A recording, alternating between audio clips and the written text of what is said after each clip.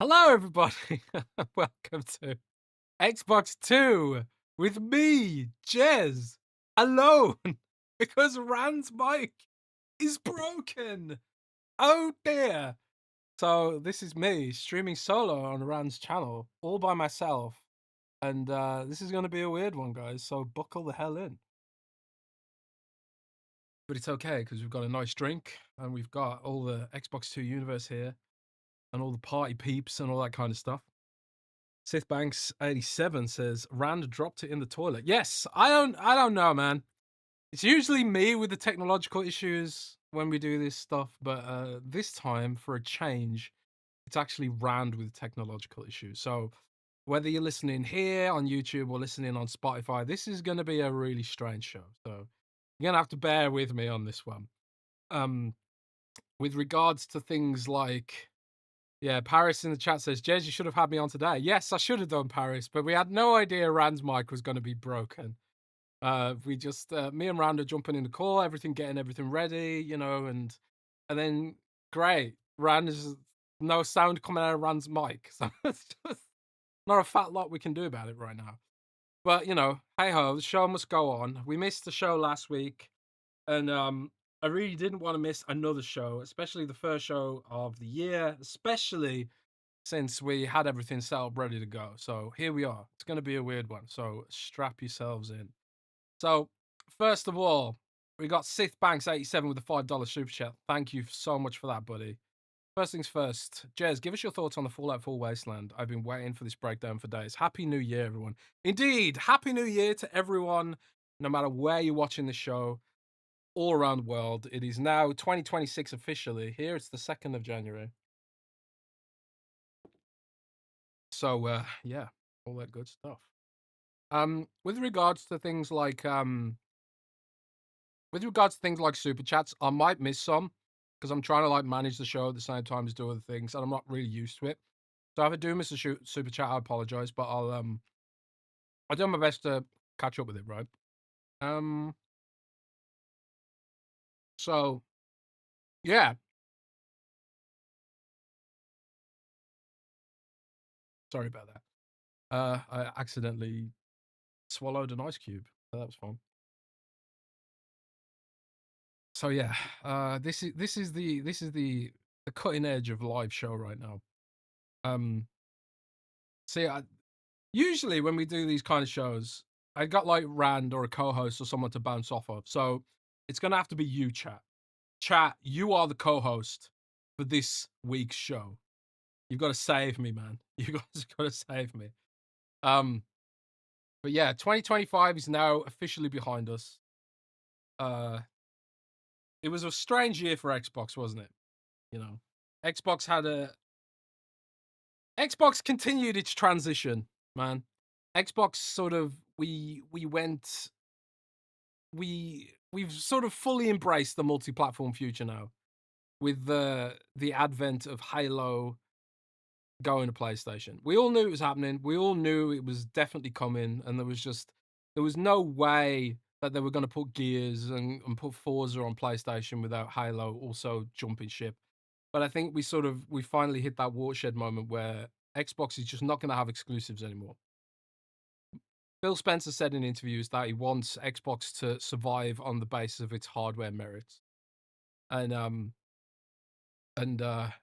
then we've been thrust headfirst into a gigantic RAM and GPU crisis, which is pushing the price of the RTX 5090 reportedly up to $4,000. I think I read something like that. All the silicon is flooding to artificial intelligence, all of it, which means that consumer grade hardware, is now just fully on the back foot, man. Fully on the back foot. Samuel Miller says, so Fable will be day one on PlayStation this year. I don't think Fable will be day one on PlayStation, but like they are working towards a universe where every single game will be day one on PlayStation. I think that's what they're working towards. They're definitely not like, they're not slowing down on this stuff. Anything that's exclusive to Xbox is a result of incidental issues. Either they don't have a dev kit, they don't have the pipeline in place, they don't have the multi-platform developers. But as they, ramp up, and as Xbox hardware continues to ramp down, you're going to see more and more stuff. You're going to see more and more stuff go multi-platform day one. I think Microsoft's just completely shed any sort of illusion that it's holding off on that kind of stuff. So for better or worse, that's the universe we now live in. I don't know whether Xbox hardware can be anything more than boutique. And if you listen to Xbox 2+1, which will go out next week on Tuesday with Paris described Xbox hardware future as boutique, and I think that's probably a good way of looking at it. It'll be like Surface. It'll be there for people who want it, and they're working on silicon that means that our current Xbox library will travel forward with us. And I think that's what will continue to be the case, But with regards to the games themselves, Microsoft wants them to be everywhere all at once, And we'll have to find out whether that strategy pays off. I don't think it will, but I'm also very cynical and quite negative. So, I guess we'll see. One thing I have heard, which I'll tell you guys now, one thing I have heard is that Microsoft's going to start reporting on the performance of the PC store.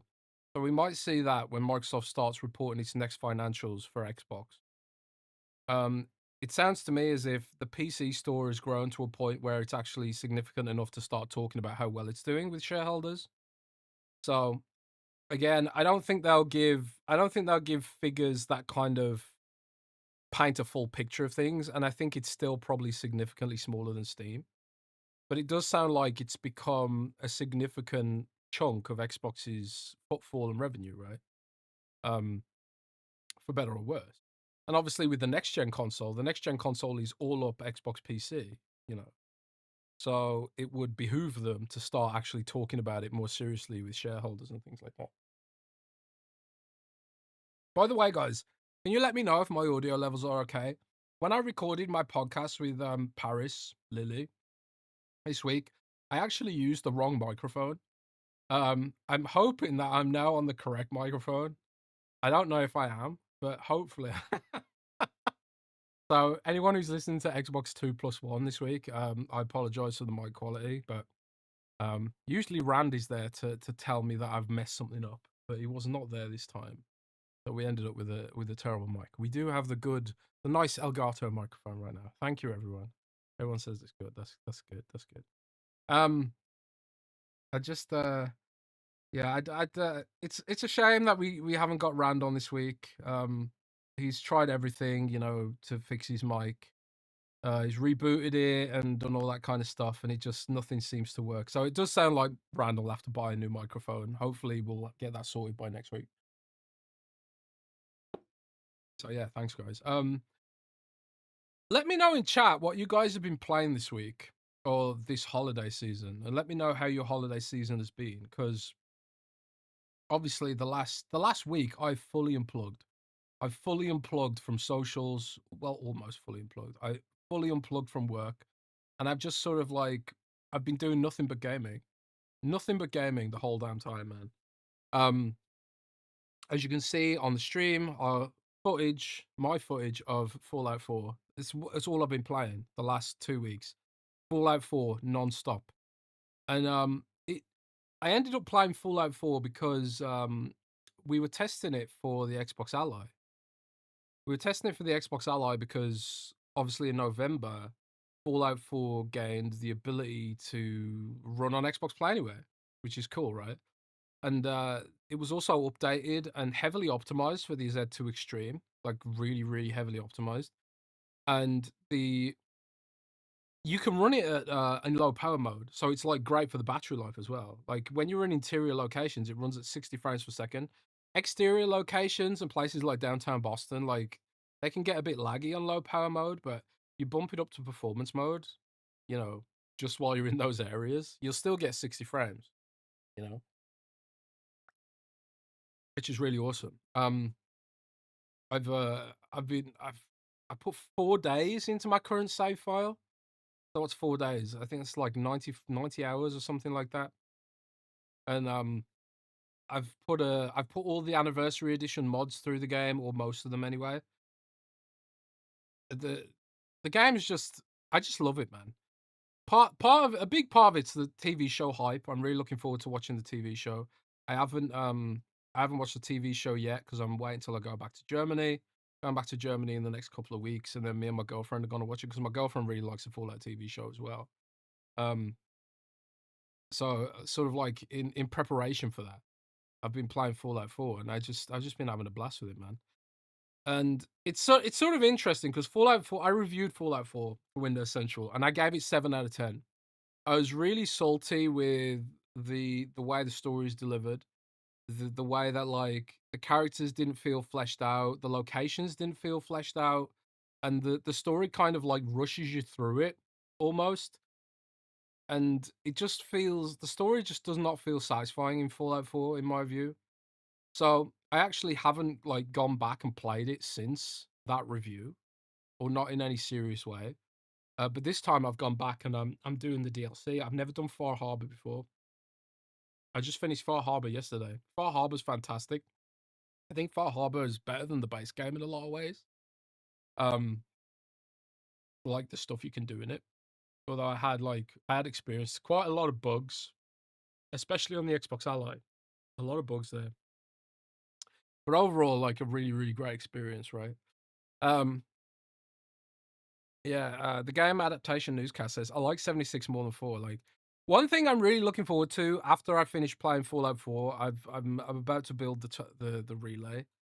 So I'm pretty much done with the side quests now, and then I'm going to start wrapping up the main story. I'm going to go back to Fallout 76, I think, because again, I haven't played Fallout 76 for a long time, so I've missed like maybe 4 seasons.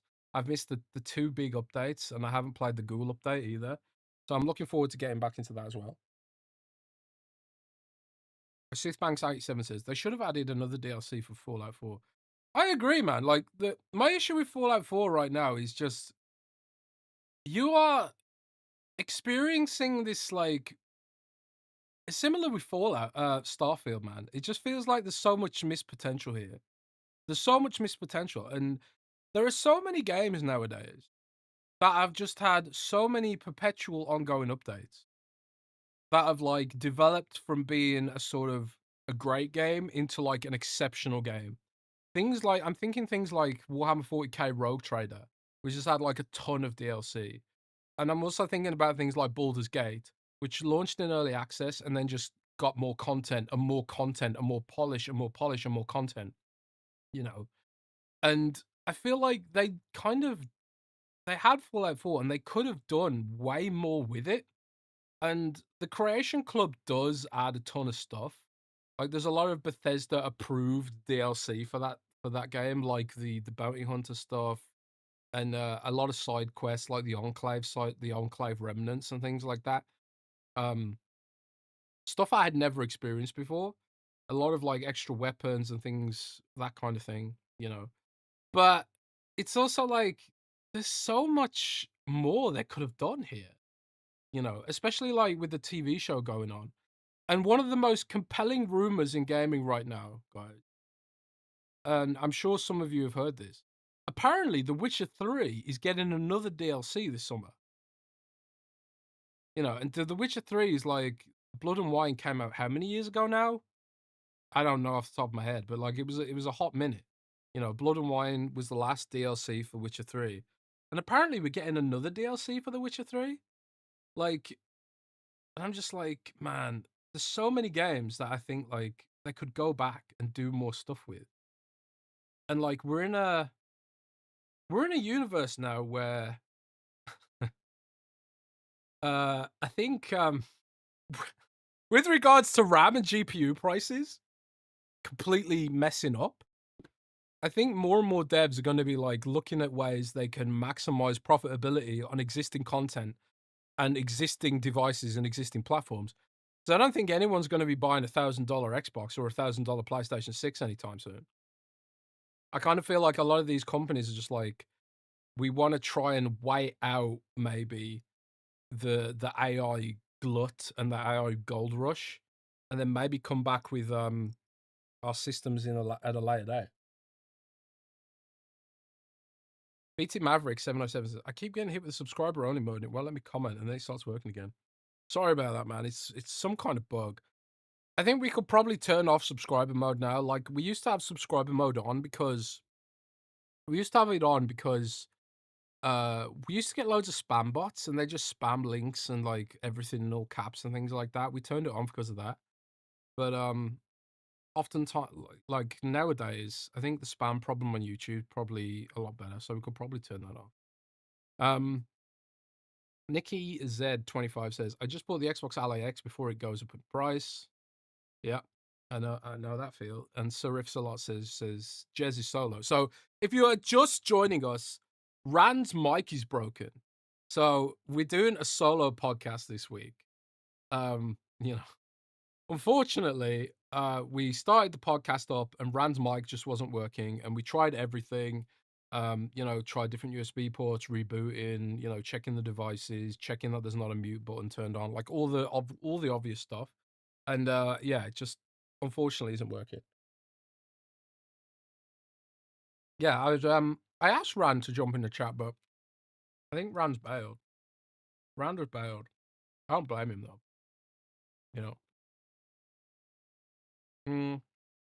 Have Rand hook up the Connect. Yeah, man. I asked Rand to join on his phone, but he didn't think that'd be a good idea. So, it is what it is. And hopefully next week we'll be back to a normal show. One thing I am going to do here before I forget, actually, is the shout outs. I'm not going to do an ad read this week, but this podcast is sponsored by Surfshark VPN. So if you guys want to get like 80% off a really great VPN for 2 years and like a bunch of extra months thrown in, Surfshark sponsors us, and they're a really, really great company. Surfshark.com/XB2. Really awesome company there. And I want to give Patreon shout-outs to Adam Bartolo, Army Dude 52C, Asa T and Madison, Battered Haddock, Briggs Country, Bright Tundra 1, Silas, Discarded Caboose, Fantastical, Foreign Object, Glenn, Governor Grimm, iMike Zero, Inner Machine, James Moore, James Wezo, Justin Duell, K-Triox, Lazar Wolf, Pat Rock, Frosty, Randall Thor 19, RS Donks, Scarcely Relevant, Sean Kramer, Shay Elephant, Shrapnel, Tricks Off a Tray, Woggerman, and Wolfgang KPZ. Thank you guys so much for joining us on Patreon. If you join us on Patreon now, it's 50% off an annual plan. And we've got a exclusive podcast with Paris Lily currently up on the site. So definitely check that out. 50% off a year. And I'll probably we are looking at lowering the prices as well, because everything else is going up. So I keep thinking maybe the Patreon should come down if everything else is going up, right? SysBanks87 says, Randy's still mourning over John Cena retiring. Did you guys see John Cena's retirement match? I enjoyed it. I actually liked the ending, but a lot of people were salty about the way that match ended. I thought it was pretty awesome. Because John Cena passed on all that heat to Gunther, and I think that's what you want to do, man. So yeah, I don't know. But anyways, what were we talking about? One of the big topics, I suppose, right now, and I want you guys' opinion on this. So if you're in the chat, share your opinion with me on this. I've seen people like Destin Legary and various others share the opinion that Xbox and PlayStation should delay their next gen consoles because of the RAM issue. So one of the things that we're hearing a lot of right now is that companies that make pretty much any device that uses RAM, whether it's laptops, pre-built TVs, stuff like that, a lot of these companies are saying that there's going to be price hikes from 2026. So I think Dell said all of their devices are going to go up by 20%, and that's because of the RAM issue and stuff like that. I've got some stuff under embargo for CES 2026. So the Consumer Electronics Show in Las Vegas kicks off this week or next week. And lots of companies will be announcing new laptops and new devices and things like that. And, we've seen some of the prices for these devices, and it's like, oh boy, we're kind of going back to 80s or early 90s pricing for some of this stuff. And some of you guys are probably old enough to remember how much 8 megabytes of RAM used to cost back in the day. You know, before it was like there was like an oversupply and like an abundance of RAM in the market. And now we've got this situation where the demand for artificial intelligence and data centers has really inflated the price of RAM. Um, Failsafe guy, I heard that the 5090 is going to be $5,000. Yeah, that's correct. Um, you know, so all the demand for GPUs and RAM and all this kind of stuff is hurting the consumer business.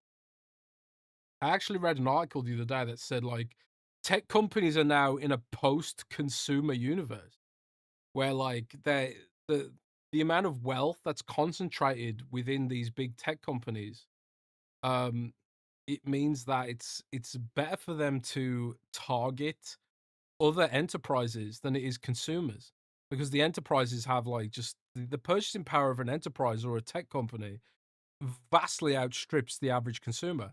So there's like this is huge gulf in purchasing power right now, which is going to impact things like consoles, laptops, TVs, all that kind of stuff.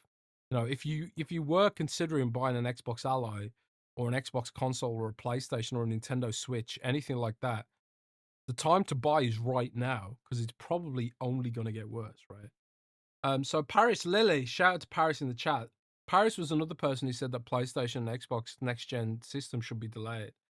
Um, Part of me was like, when I first saw some of this discourse, I was kind of like, I don't want them to delay it because I want something new. But another part of me is just like,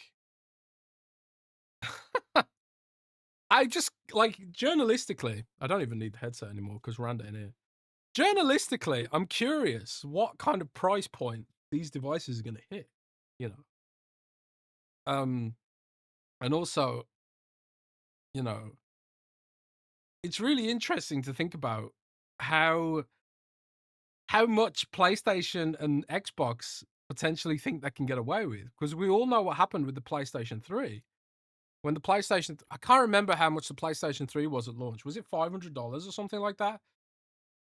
It was far beyond what people were willing to pay, basically. And it really gave the Xbox 360 a foot in the door. The Xbox 360 had its opportunity because of the PlayStation's price point, right? When the Xbox Series S came out, nobody wanted it. They said it wasn't powerful enough. It was, you know, too cheap, you know. But now it's like we're moving towards a situation where the discussion has evolved to the point where people are saying like we don't need better graphics. We don't need premium. We need affordability, you know. Especially when you think about things like devices like the Steam Deck or the Steam Machine with its 8 gigabytes of VRAM, I think, or whatever it was. Um, you know, and in that universe where people are doubling down on where they're where they currently are, I kind of feel that maybe launching these next gen devices at such a premium probably isn't the play. But at the same time, I think like there are laptops and graphics cards that exist that are premium, that are more expensive, you know. And the whole idea is that the game scales to the device you're using, you know. I think the Xbox Series S deserves a lot of credit for forcing developers to consider the lower end, you know, the lower end device. The Steam Deck as well deserves some credit. And I saw recently there was a leak where Monster Hunter Wilds is coming to Nintendo Switch. In order for the Monster Hunter Wilds to run on Nintendo Switch, they're going to have to compromise a lot in graphics and visual acuity and things like that. But if they develop the game from day one for that device, it wouldn't be such a huge issue, you know. If you develop a game with the low end in mind first and scale up to the high end, the games just tend to run better all up, you know. Nikki Z25 in chat says Fallout 4 graphics good enough for me personally. Like I've been playing Fallout 4 on the Xbox Ally X in low power mode, which I think is off the top of my head, I think it's 10 watts, 15 watts, something like that. And it runs fantastically well and it looks great, you know. It sure, it's not like hyper photorealistic, but it has like really great lighting, a really great art style, and it's immersive enough. Like, I don't really care if something, you know, I don't feel like we need to live in a universe where everything looks like it's supposed to run on a 5090 by default, you know. And it sounds like more and more people agree with this. The Clan Fear says, "Holy shit, Jez on camera." Yes, indeed. We're on camera today. I thought I'd go on camera because I'm streaming from Rand's YouTube channel. My Streamlabs OBS is already set up for having a camera. And we don't have Rand because his microphone's broken. So I just thought, hell, I'll go on camera. I'll go on camera on Rand's channel. You know, with the first show of the year, I wanted to make sure that we had something up, considering that, like, you know, we were ready to go and people had shown up, and then Rand came in with like, oh damn, I can't, my microphone's not working. Hopefully Rand can get a new mic for next week and then we can go back to normal. But it is what it is, man. Technical issues happen sometimes at short notice, and there's just not a fat lot you can do about it. You just have to persevere, right? Kamina Tong says, kind of sucks because scaling up typically does mean they cut a lot of features. Would be nice if engines were scalable in every facet, but that's typically GPU task, not CPU task. That's a good point, man. I mean, at the end of the day, like there are like limitations that come with older hardware, especially like you know, when it comes to features and things like that, you know. But the biggest games in the world right now are things like Roblox and Minecraft and Fortnite, and these are games that run on a potato. I think there's still a lot of juice that developers can get out of the low end, you know, in terms of just fun and engagement and immersion, without the need for us to really seek building $1,000 consoles. I don't think we need $1,000 consoles, man. One of my issues is, you know, and you guys probably saw some of this. Chris String put out a tweet that said Xbox's hardware sales are down 40% year over year in the UK, something like that. And I was told a few weeks ago, actually, that you'll see some headlines that Xbox had a really terrible holiday season. And that's accounting for the fact that Microsoft hasn't put any stock out for the Xbox Series X and Xbox Series S. Microsoft is intentionally throttling the stock of the current gen consoles because it's investing in the future. It's investing in building a platform, investing in building a PC, you know, basically. So when you're buying stock of your Xbox Series X and Xbox Series S, you're putting money, basically. You're buying money and then betting that they're gonna sell, right? But instead of buying Xbox Series X and Xbox Series S hardware, Microsoft is using the money and investing in next gen. Now, we can debate whether or not that's a good idea, you know. But it does seem like the trend revolves around everyone going to PC and not necessarily coming to console, you know. In its first holiday season, Nintendo was down in November. And it'd be interesting to see if Nintendo Switch 2 is down year over year in December as well, you know. Be interesting to see if PlayStation's down. And I don't think these companies are necessarily down based on demand. I think they're down because buying the stock is so expensive now. Because the silicon is so expensive. AI is just really disrupting the supply chain for components that go into these devices, man. And it's affecting everyone, you know, and people don't want to admit that. They want to act like, you know, oh, PlayStation's down because, you know, for some other ephemeral reason. But the reason PlayStation is down for the same reason Xbox is down. There's macroeconomic conditions. But I think there's also like a generational thing at play where kids are happy to play on PC and they're happy to play Roblox and they don't feel like they need a next gen console. They don't feel like they need a console, period.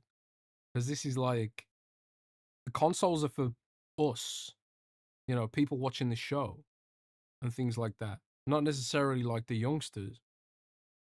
So it's with that in mind that I think Microsoft has the right strategy It's just going to be a really messy transition over the next couple of years, where a ton of the money that previously would have been invested in the current gen is actually being invested in the future. Will they execute it? I don't know, man. It remains to be seen. I mean, you guys have heard all the issues that the Xbox Ally has. You guys have heard about all the issues, and the money's going towards fixing all that stuff. I don't think we need a next gen console. I feel like this console generation has been so weird and disrupted, underwhelming. Do you remember like when they announced the Xbox Series X and the PlayStation 5 that like they were talking about ray tracing all the time and how ray tracing was the thing? Like, and then developers just they didn't really use the overhead for ray tracing at all. Does Roblox have ray tracing? I don't think so. Some of the biggest and most viral games of 2025 were not high-end games. They were not high-end games. They were just like they were just they weren't graphically intensive. They delivered on replayability, uniqueness, and innovation. They didn't blow our minds with graphics. Was there a single game in 2025? Chat, let me know. Was there a single game in 2025 that really blew your mind graphically? Because I personally can't think of one. I don't think there was a single game in 2025 where I thought, oh my god, this is visually amazing.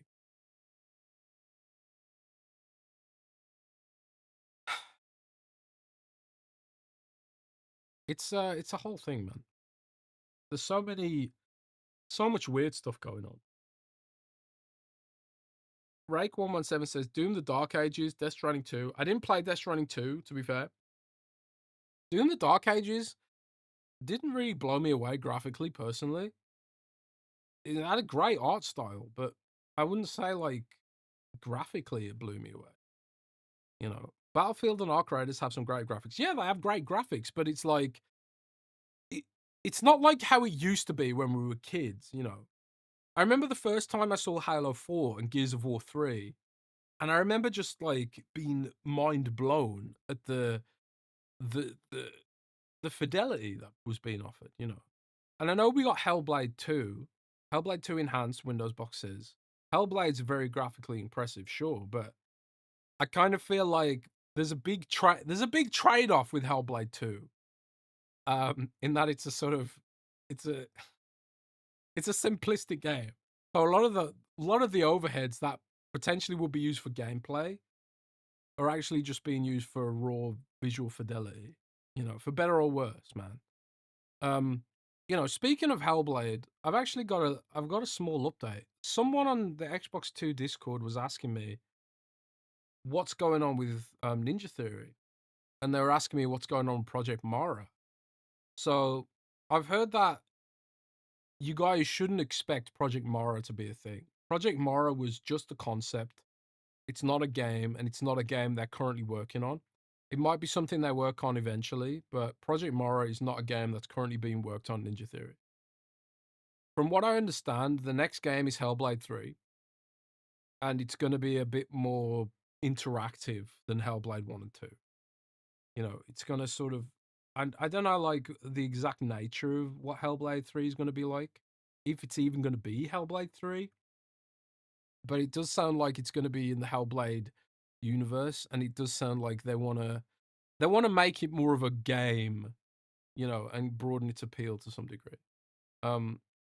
But yeah, Project Mara does seem like it's just a concept that's going to stay a concept for the time being. See what happens. But this is another thing. Like Xbox does have a pretty interesting 2026 lined up. We've got the developer direct this month. So at the developer direct, we should expect to probably see Forza and Gears maybe. And I have to preface this. I don't personally know what's happening at the developer direct, but this is like, at least not right now, but like things that I guess are gonna happen. We're gonna see Forza there. We're probably gonna see Gears there. Nick from Xbox Era said that we're gonna see Square Enix there, and I think that's something that me and Rand actually predicted a couple of weeks ago, because Square Enix has been going pretty hard on Xbox glazing recently. Uh, so yeah, I don't know. So maybe we see Square Enix there, just to reiterate what's going on with, Final Fantasy coming to Xbox and stuff like that. It does feel like, as part of Square Enix investing in Xbox, it does sound like there is some kind of marketing agreement in play. Because I haven't seen Microsoft and Font and Square Enix seem to be like doing a lot of co-marketing things at the moment, which is interesting. Um, sorry, just turning my heater off. But yeah, what else could we see there? Fable, I suppose, is an obvious pick. Hopefully, we see Fable there, because Fable's been a bit quiet recently, and there's a lot of rumors about the state of Fable and things like that. Some people are hoping to see Clockwork Revolution from In Exile. I don't think we'll see Clockwork Revolution there. I think Clockwork Revolution will probably show up at the June showcase, the same as State of Decay. If I had to guess, again, this is just guesses. I think we see State of Decay, and I think we see Clockwork Revolution at the June showcase this year. But yeah, beyond that, I'm really not sure, man. It could go in multiple directions, I suppose. I tell you what, I'd like to see. I'd like to see something new. It feels like for a hot minute we kind of know everything that Xbox is doing, and a lot of the projects that we're aware of, are things that we've been aware of for quite some time. You know, so it would be nice to see something new, or at least something we haven't seen a lot of. Like Lord Henry in chat says, could we see something from Blade? I think that'd be cool. Nikki Z25 says, do you think we'll see Elder Scrolls 6 in June? I'd love to see Elder Scrolls 6, but it's really hard to get a prediction on how far along that game is. I think Elder Scrolls 6 might still be quite a ways away. Not really based on anything beyond gut instinct. But there is so much that Microsoft has in development right now. I think Matt Booty said something like they've got over 40 games in development. They said last year, something like that. And we've got things like heavily rumored Fallout 3 and Fallout New Vegas remakes. And Todd Howard said recently that Fallout is the franchise they're investing the most in. So God, what else could they be working on? I really want to see Fallout 1 and 2 get some kind of treatment. I'd love to be able to play Fallout 1 and 2 with the controller, for example. Something like that. Or even just a full-blown remake of Fallout 1 and 2. In a post Baldur's Gate universe where people seem more interested in CRPGs than they have been in years, what would it look like if there was a Fallout 1 and 2 faithful remake, that maintained the gameplay of the originals but had modern visuals and things like that? Kamala Tong says, do you think most Japanese projects were cancelled, Jez? They did seem to have quite a bit in development for one of the posts there. Yeah, I honestly don't know, man. I think one of the issues with Microsoft developing games in Japan is time zones, language gap, and also involving Microsoft's parent company, things like the Advanced Technology Group and things like that. And I did hear that one of the reasons why Tango Gameworks was, offloaded was just because Microsoft couldn't engage with them properly as a Japanese studio when they're so American centric, you know. But I don't know. I suppose remains to be seen, man. I know Microsoft's investing heavily in Asia right now, especially regions like India and China and countries like that. So, Japan's really hot right now. I think someone, I can't remember who it was, but someone put out a tweet that detailed the recent stock growth of Japanese companies, and they're all flying, man. All the publicly traded Japanese gaming companies are flying, man. Except for, I think Sega was down actually, but the rest of them were massively up. Kamanatong says, The Elder Scrolls 6 is late 2028 at the earliest. I bet money on it. Maybe. If it was me, I would want Elder Scrolls 6 to be a launch game for my next-gen Xbox. And the assumption is that next-gen Xbox launches in 2027. But, you know, with all the RAM and all that bullshit, will it actually launch in 2027? I have no idea, man. It's messed up, man. It's just so messed up the way it's all gone this gen. And it's all for what? So we can like make AI cat memes and stuff. It's crazy, man. Chris R55 says, Hey Jez, why is Xbox only now starting to make consoles ahead of GTA? It feels like something they should have been doing for a while. You know, Chris, I don't think Microsoft is gonna make consoles for GTA. I think Microsoft is well and truly done with this gen. And I think Microsoft is well and truly done with consoles. I think Microsoft's entire business strategy now revolves around PC and Windows and the next gen, which is PC. I think they've basically written off this gen, and I think they've written off console in general, personally. And I haven't like gotten hard confirmation of that, but it's like looking at their behavior and their communique and the way they've been behaving, it doesn't seem to me like they're intentionally throttling stock of the Xbox Series X and Xbox Series S because they want developers to move away from console. They want developers to be developing PC games for the Microsoft Store, you know. So Jesse pays for it, boys. What? Why would they make another then? It's because the next Xbox is a PC. It's not a console. Now, it's to Phil's credit that the next Xbox runs Xbox Series S and X games. Without Phil, I don't think that happens. I think the only reason we're getting a chip that runs current gen Xbox games is because of Phil and because of wanting to, you know, bring us along, right? I watched a documentary over the Christmas break about Jaguar, you know, and I'd mentioned this on Xbox 2+1. But and I'm pronouncing Jaguar like Americans do, Jaguar. In Britain, we say Jaguar. So Jaguar, as you guys might know, a few years ago had a rebrand, a very unpopular rebrand. They basically cut off all of their old customers and alienated them with this huge transition to I don't even know, you know, but they discovered that their current business, no, Jaguar the car, we're talking about the car here, not the Atari, we're talking about the car. They discovered that their current business model just wasn't working for whatever reason, you know, and they went all in on another business model, and they intentionally basically alienated all their previous customers with this rebrand. You guys might remember it. It was pretty notorious.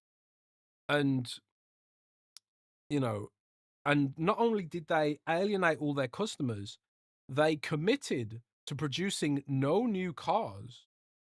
They shut down all the car manufacturing for a whole year while they rebuilt their assembly lines around the new cars they were going to make. I don't know, I can't remember exactly what their strategy is, but it reminded me of Xbox. It reminded me of Xbox, you know, and the way Xbox has been behaving. They're cutting off the old and moving towards PC and Windows because their current business model is just completely, it's played out. They can't do any more with it. There's nothing they can do. They feel like they've put themselves in a dead end, right? They put themselves in a dead end. But to Phil's credit, he's bringing the current customer base for the ride. The next Xbox will be a PC, but it will have the chip that runs our current games, you know.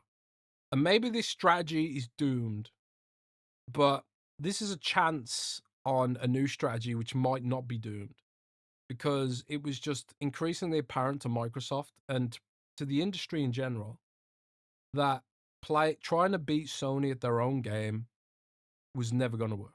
Sony now owns that market, for better or worse. That's the current situation we're in. So, like, when you keep seeing these headlines where it's like Xbox sales are down, Xbox sales are down, Xbox sales are down, it's because there's no stock. They're not manufacturing the stock. Some of it's demand, but some of it's intentional phasing out of the current gen stock, which is why I don't think they'll delay next gen, personally. They see Xbox as a multi-platform ecosystem now. They see PlayStation as an Xbox, and they see PC as an Xbox, I think it's the right strategy, and it pains me to admit it as someone who is a console guy, generally speaking. Like, this Fallout gameplay footage you're seeing is console footage. I've been playing on Xbox Ally a fair bit, but I still enjoy just loading up my console and instantly getting into a game. It's there's so many hoops to jump through with PC. Even the Xbox Ally, which has been like redesigned from the ground up for ease of use, but there's still so many issues that they need to solve, and those issues need real investment. So they could invest money in stock of the current gen systems, or they could build for the future and try and bring us along for the ride. Will it work? I don't know. I don't know if it will work, man. But what I do know is that Gen Z and Gen Alpha, they don't want a console, man. They want a PC. They want a PC. They want a PC. They want their mods. They want their multitasking. They want the ability to alt tab and use Discord straight away. W. Jackson says they will seriously shoot themselves in the foot if they go all in on Xbox PC. Steam is a monopoly. Most PC gamers won't install other storefronts. See, this is a common misconception. Steam is not a monopoly. Steam is not a monopoly. Steam is the biggest PC store overall, but it's not a monopoly on PC gaming. There are things that exist that are, still huge on PC. I think some estimates say that Steam is about 50% on PC. For the footfall for PC gaming, Steam is about 50%, which is not a monopoly. We're talking about things like the Genshin Impact launcher, the Riot client for things like Valorant and League of Legends. We're talking about Battle.net for things like World of Warcraft and Overwatch, and Call of Duty. Like, I was told that more people play Call of Duty on Battle.net than they do on Steam, So Steam has a significant and obviously commanding presence on PC, but it's by no means a monopoly. It could become a monopoly. And this is why, like, Microsoft is striking the iron now while they still have a chance, I think one thing that will be interesting to watch is what Microsoft does with Battle.net, because Battle.net is huge. It's got like tens of millions of monthly active users. If Microsoft just up and decided everyone who plays World of Warcraft now has to move to the Xbox app, that would instantaneously deliver tens of millions of players to the Xbox app overnight. As long as it was good enough, Personally, I think, like, I don't think they should do that, personally, because I don't think Battle.net fans would be very happy with it. But you can see the business logic, right? You can see the business logic there for moving Xbox to boost Xbox PC footfall. You could just merge Battle.net into Xbox app. I don't think the Xbox app is good enough for them to do that, but they could do it. They could do it, man. Lawal Mohammed says, as a recent mover dabbler with PC, Steam seems confusing at first compared to PC and good old games on Epic. That's the thing. Like, someone else told me that recently. A colleague of mine has been moving to Steam recently, and they were like, I actually prefer the Xbox PC app, because it's more simple. It's easier to understand, And like, one of the things that I complain to Xbox about is I want more information. I want Xbox PC app to be more Steam-like, because I am someone familiar with Steam, and I want the information that Steam gives on the Xbox app. But I think there is, like, to play devil's advocate and think about it from Microsoft's point of view, maybe there is a market on PC to make things a little bit more simplistic and easy to use. You know, I read a report recently where it was like, Gen Z doesn't understand file infrastructure, for example. They don't understand the concept of folders and file structure on a C drive and all that kind of stuff because they've grown up with iPhone and iPad, which, you know, doesn't really give you clear access to the file system, you know. If you are someone like that, maybe the simplicity of Xbox PC could offer a decent alternative to Steam, you know. Even though I'm someone who would want it to be like Steam personally, maybe it shouldn't be like Steam, you know. I have to think about, you know, analytically speaking, I think about not so much what I personally want, and maybe what could be a good business play for Microsoft is to offer a true alternative, you know. Um Cameron Tong says, random question, Jez, would you have preferred Fallout 4 to have underwater combat? How did they start to remove that started with Fallout 3? The reason I ask is because it was scrapped content. Um, there was an underwater vault and even a harpoon weapon. The harpoon weapon, didn't they add that in Far Harbor? I did get a harpoon weapon in Far Harbor. Um, I don't know. Personally, like with Fallout 4, I would have liked. The only thing that I don't like about Fallout 4 is the story delivery. It's so fast paced. It almost feels like you don't get a chance to get properly immersed in it. I actually think, and this is crazy. I actually think Fallout 76 has a better story than Fallout 4. When I played Fallout 7, and this is launch Fallout 76, by the way. When I played Fallout 76 at launch, the game had no NPCs. The story was delivered entirely via the environment, terminals, and notes, and holotapes. And if you actually played it like a traditional Fallout game and ignored all the multiplayer stuff, it was actually really immersive and really fun to discover all those little stories, you know. Um, Whereas Fallout 4, it was just like voice protagonist whose comments don't really match what I was trying to role play. Like I felt like Fallout 76, I could actually role play to some degree.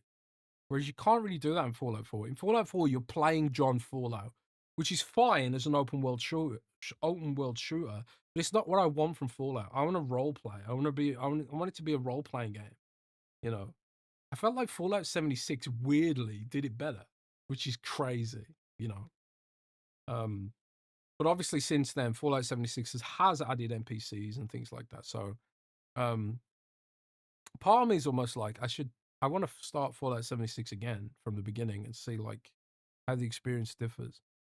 But I just love Fallout, man. It's so you can trigger people so hard on Twitter if you say you enjoy all the Fallout games. Because like one thing I've noticed recently is like if you tweet like I like Fallout 4, you get people so angry at you and they're like, "Oh my god, Fallout 4 sucks. New Vegas is the best" and stuff like that. You know, it's like I like every single Fallout game. I haven't played Tactics, but every single Fallout game that I've played, I like for different reasons. You know, Fallout 4 is a great open world shooter, maybe not an RPG. Fallout 3 and New Vegas are fantastic RPGs, more so New Vegas. But New Vegas is still buggy as hell. You know, I think Fallout 3 is probably my favorite, partially for nostalgia reasons, because it was the first one I played. Failsafe guy, you like Fallout Shelter? Yes, I played a ton of Fallout Shelter.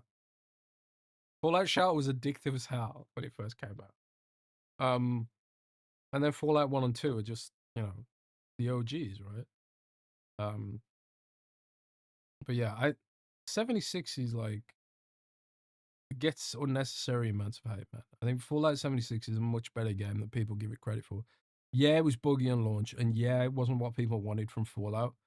But if you actually like just ignore the multiplayer stuff and play it like a traditional Fallout game, it's actually pretty good. Genuinely, you know, I haven't tried it more recently after all the most recent updates, the last year of updates, but I'm gonna give it another go.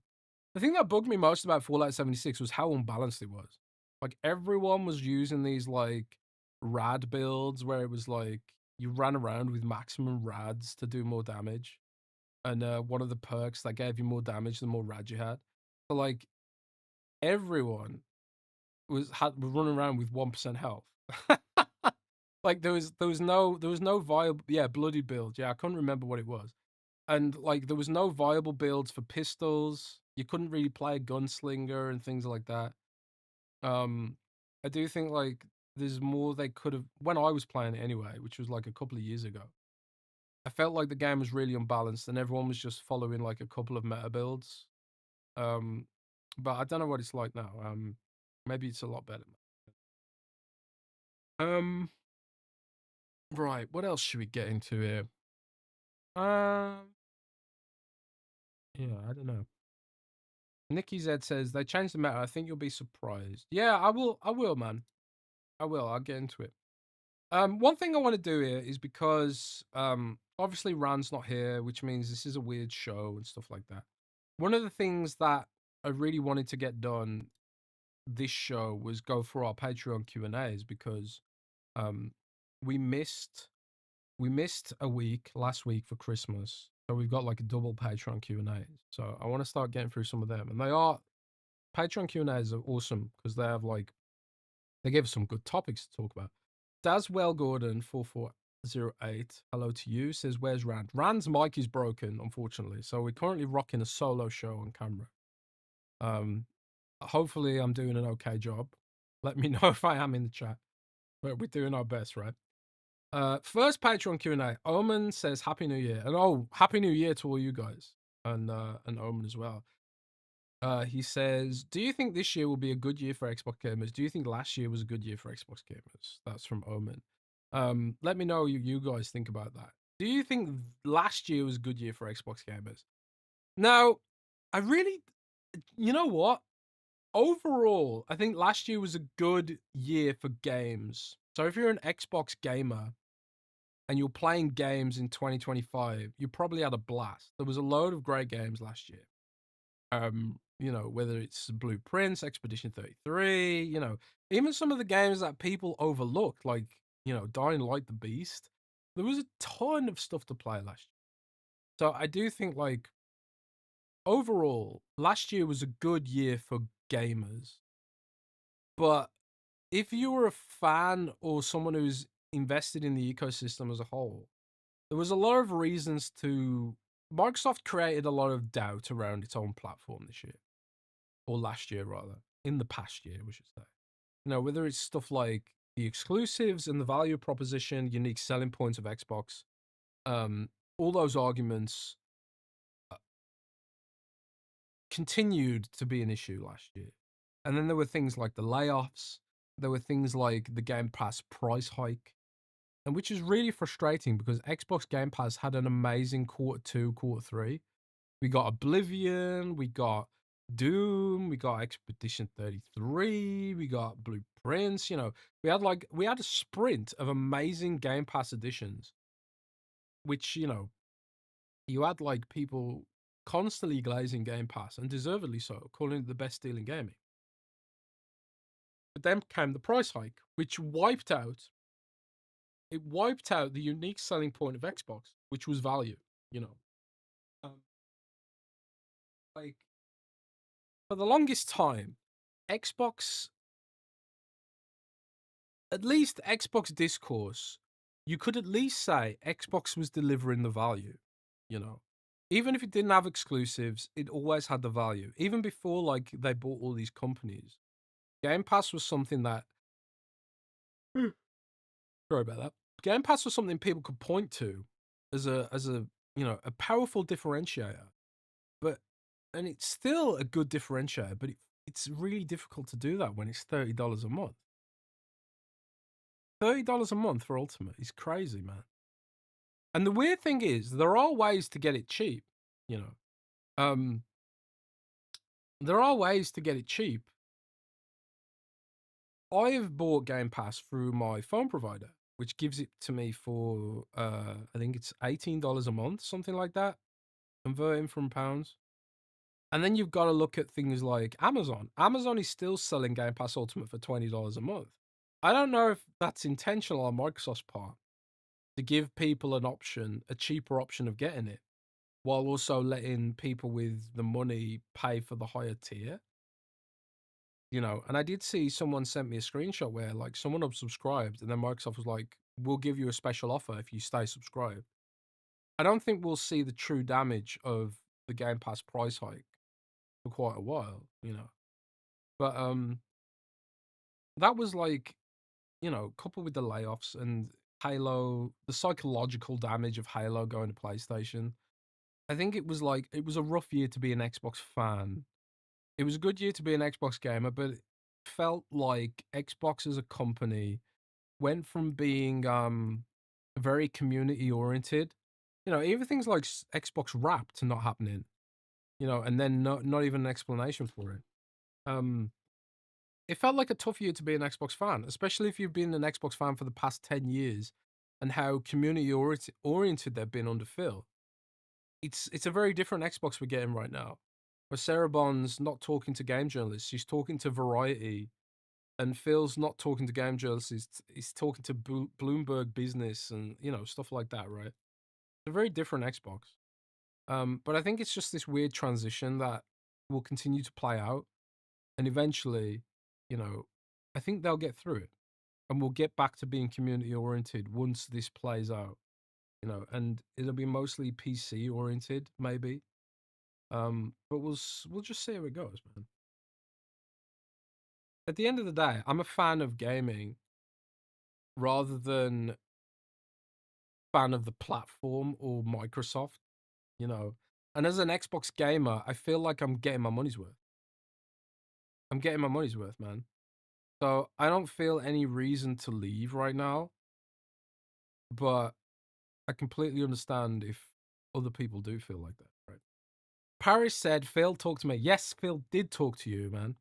But, he doesn't speak to, you know, I remember when Phil did the Inner Circle podcast, man. Phil and those guys, they all used to talk to like there used to be a grassroots effort. Phil used to reply to people on Twitter, and none of that ever happens anymore. It feels like the community is no longer important to them, or they want to rebuild a new community or something like that. I don't know. We'll see what happens. We'll see what happens. But will 2026 be a good year for gamers? I think 2026 will still be a good year for gamers. I think there's going to be amazing games come out. The year of Grand Theft Auto 6 if it doesn't get delayed. And obviously we've got the Four Horsemen, Gears, Forza, Halo, Fable, potentially. I think we're going to get some pretty cool updates to, if you are someone who plays on Xbox PC, on Xbox Ally, we're going to get a lot of cool updates for that. I'm looking forward to seeing what there's supposed to be a big update for the Xbox Ally soon. So I'm looking forward to seeing that. Because as well, like updates to the Xbox Ally give you a hint about what's happening with Xbox Next Gen as well. So I'm curious about that. But also, this is the year of like various anniversaries.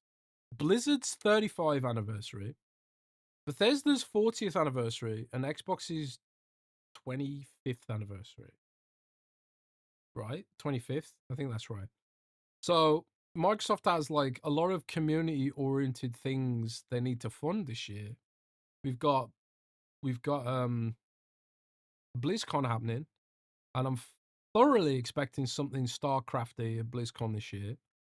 Something StarCrafty for Xbox as well, not just PC. Bethesda's 40th anniversary. Maybe this is like when we get the preview of Elder Scrolls 6. If we're going to celebrate Bethesda's 40th, it's got to be something Elder Scrolls related, right? And then obviously you got Fallout. And then it's the anniversary of Halo and the rest of it, right? So I don't know. I want to believe that they'll deliver, but it's we get it's like, man, I don't want to get my hopes up, man. Nikki Z says Starfield update. Yeah, supposed to be getting a Starfield update as well. I think that'd be sick. Xbox Nation says StarCraft first person shooter, one can dream. I don't think you're getting a first person shooter, but I think you might get a third person shooter. think you might get a third-person shooter, buddy. So Frosty with Patreon Q&A says, "Happy New Year, guys. Happy New Year to you, mate. This one might be more for Rand. Oh dear, Rand's not here. I recently saw some comments from the Dispatch studio where in the initial drafts for the game, certain characters are supposed to die, but they changed their mind. On Twitter, I noticed that it sparked a bit of criticism towards the devs, mostly centered around it being bad writing if you can't kill the characters. I've always thought that kind of thinking a bit overstated, but what do you guys think? Do you need to kill off characters to achieve good writing in certain genres of literature, movies, and video games? I did see this discourse actually, and I'm wondering what chat thinks. Do you need to kill off characters? I saw people talking about this with regards to Stranger Things as well. Do you need to kill off characters to create drama and things like that? I don't know. I mean, one thing that and going back to the whole John Cena thing, one thing I've noticed is that, and I'm generalizing here, but it does feel like a lot of people in the West, at least, really hate unhappy endings. You know, um, I find that a lot in America as well. Like, Americans seem to really hate unhappy endings or endings that aren't resolved in a sort of they ride off into the sunset kind of way, right? Um, Correct me if I'm wrong, chat. You know, I personally really like a good sad ending. I like a good happy ending too.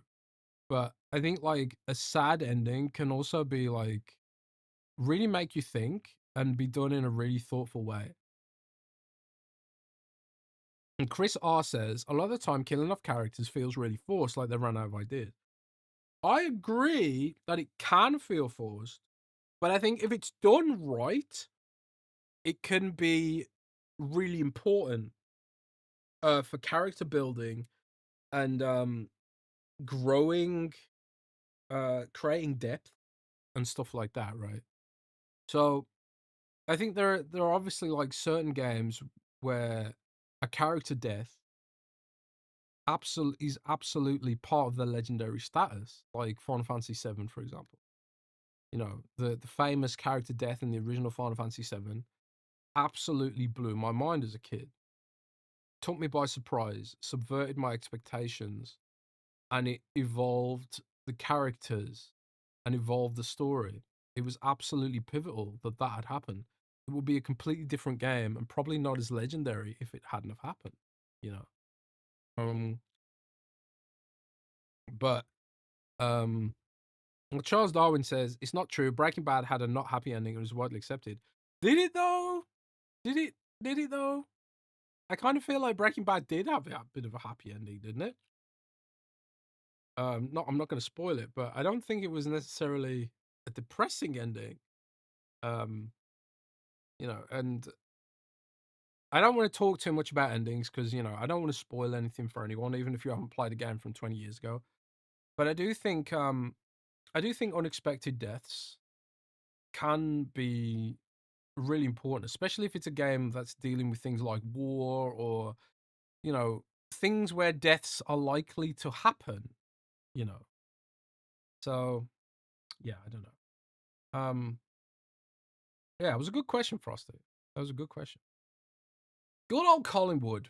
Happy New Year, Jez and Rand. Rand, did you see that ex-Grand Theft Auto developer Dan Houser has written a sci-fi novel called A Better Paradise? It's about a dystopian world where a rogue AI plays havoc in the real world. Would you read novels written by game developers? Um, that's an interesting one. I did not hear that he'd done that, but you'd have to think that like if your game developer is capable of writing a really great video game, you would assume that they're probably capable of writing a good book as well, right? Although it is interesting because the World of Warcraft author who wrote a lot of the books was actually laid off as a World of Warcraft writer not long ago. Although they kept her for writing the books, but they laid her off from working on the game. So maybe sometimes the disciplines don't translate very well. I've always wanted to write a book or a novel or something like that, but I'm also lazy as fuck and untalented, so it's probably never gonna. Jez, did you know that Streamlabs has its own super chat feature? I confirmed that Xbox 2 uses Streamlabs a couple of weeks ago. The main advantage of Streamlabs super chats have us YouTube super chats. So YouTube takes 30% cut, where you get all the money from a Streamlabs super chat. Now that you do most of the background stuff for the podcast, would you consider incorporating Streamlabs super chats into Xbox 2? Yeah, I suppose so. I just don't know how to do it. So that's something I'll have to look into, mate. But I appreciate the heads up. I did not know that. I did not know that was a thing. So I'll look into that, dude. I will look into that. Next up, we've got Shay Elephant. Happy New Year to Rand Jez. Hope you're feeling better with the headache. My questions were filled out for the last two shows, so I was invited to ask 3 questions this week. Yeah, so on Patreon, there was some AI filter that filtered out some of the questions. I apologize if your question got filtered, but we've turned it off now, so hopefully that won't happen again. Number 1, do you think Xbox plans to use PC Game Pass to acquire users from the growing PC market and eventually they will use Xbox Play Anywhere to convince those PC users into buying an Xbox console under the TV like what Steam Machine is doing? Do you think this strategy will work in European and Asian markets where Xbox is the weakest? Um, I'm gonna say no. I think Microsoft's gonna move away from Xbox Play Anywhere.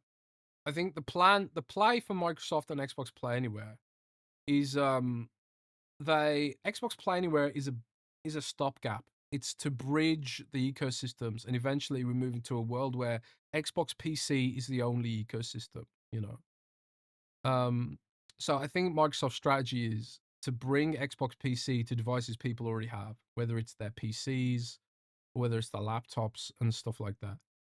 One of the big issues there is like, can they grow can they grow an audience that is eager to buy games through Xbox PC in the same way that Steam does? I've got a feeling that Steam has a monopoly on the market of people who will buy a plurality of games, whereas like Xbox maybe ends up with a monopoly on subscription market for that stuff. I think it'll be interesting to see how all that plays out. But I don't think Microsoft is expecting that its Xbox hardware will sell particularly well ever again, unless something massive changes in the market overall. I think Paris Lily said it best on Xbox 2+1. Xbox hardware is going to be a boutique thing in a similar fashion to Surface. Like, Surface still exists. You can buy Surface if you want it, but it's definitely not the most popular PC out there. You know, and I think it'll be the same. You can think of Xbox as like pre-built hardware for fans of that ecosystem or people with an existing Xbox library of games that they want to bring forward.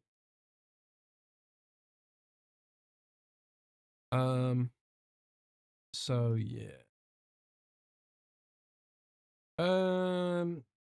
Next up we've got number 2. Do you think it's strange Epic is working with Xbox on Fortnite? Obviously, there are benefits and money involved in user acquisition, but the foreseeable future Xbox PC is their biggest competitor for the second place in the PC storefront market. What do you think of the reasons behind this Fortnite collaboration? Yeah, so that is pretty interesting. You know, I was not expecting Fortnite to become available on the Xbox PC store, but what this is an example of Epic Games putting its money where its mouth is. Like, Epic always talks to regulators about how they they want open platforms, right? And if Epic gatekeeps Fortnite on the Epic Game Store, it kind of makes them hypocrites, right? So I think like there's a regulatory play. I think there's also like Epic's kind of working towards an ecosystem where things are just more open. And I think what it does show is that ultimately it's not exclusive. What Fortnite being on Xbox PC shows is that it's not exclusivity that matters to these companies, it's ubiquity. They want to be everywhere, but not in a way that they feel is prohibitive from a profit and loss perspective. So for whatever reason, Epic Games thinks that the 30% cut is too much on Steam, even though they're willing to accept it on Xbox and PlayStation and Switch. They don't like it on Steam and they don't like it on iOS either. So for whatever reason, they fight it on those platforms. I suppose like Epic Games' argument would be, well, you know, without that cut, they wouldn't have a business. The console business wouldn't exist. I don't know what their argument is against that, but clearly on PC, which Tim Sweeney at least thinks should be open. I suppose maybe because they've got a monopoly and Apple's got a monopoly. Um, that's why they put it there. Personally, the game is the platform, not the store that it's on. But it is an interesting discussion because it does kind of harm Epic's value proposition. You know, if I'm like, people only use the Epic Game Store to get the free games and to access Fortnite, but I presume there's probably a lot of people who are now like, oh, great, I don't need to use the Epic Game Store at all. I can just get Fortnite on Xbox, which is pre-installed on my PC anyway. I don't know. I don't know. I'd love to talk to him about that, actually. Maybe I can speak to Tim Sweeney and get his perspective on some of this stuff. Because it is like, it is interesting, you know. Because it does, on the face of it, it does seem a bit contradictory. And number 3, if you are marketing director for Xbox and now you are told that you've a blank check for marketing 2026, what would be the biggest brand you go to for collaboration? Grand Theft Auto, man. Grand Theft Auto 6. You know, if I was like, if I was still in the game of selling consoles and trying to sell people a console device, you've got to have Grand Theft Auto 6 on your marketing budget, man. If it was a blank check and I'd be like Xbox Series S, Grand Theft Auto bundle, Xbox Series X custom console, you know, with Grand Theft Auto stuff on it. It's got to be Grand Theft Auto in current year, but I just don't think Microsoft wants to sell consoles anymore. You know, the reason sales are down is because there's no stock. It's not like the stock sitting on store shelves doing nothing. There's just no stock. Didakbra says Rand will pick a Taylor Swift Xbox ad. I agree. Rand would pick a Taylor Swift Xbox. Right, next up we've got Silas. Happy New Year, guys. Rand, thoughts on Bears' prospect for the playoffs? Oh man, someone in chat's gonna have to help me with that question because I have no idea anything about American football. Guys, what thoughts on the Bears' prospects for the playoffs? I have no idea what that means. Chicago Bears, I'm guessing. That's a football team, right? Not baseball. I have no idea. Number 2 question is, are achievements, trophies important to gaming anymore? And what would you guys do to inject some life into them? It doesn't seem that gamers in general look to them as drivers to explore gaming. There needs to be something more than a number or trophy attached to a milestone. Correct me if I'm wrong. Back in the day when Xbox was pushing the avatars, could you get some clothing or accessories to meet in certain achievements? Maybe tie something tangible to them, like a cosmetic, a background, something to encourage gamers to attempt achievements and a way to show them off rather than number. Man, I've like they.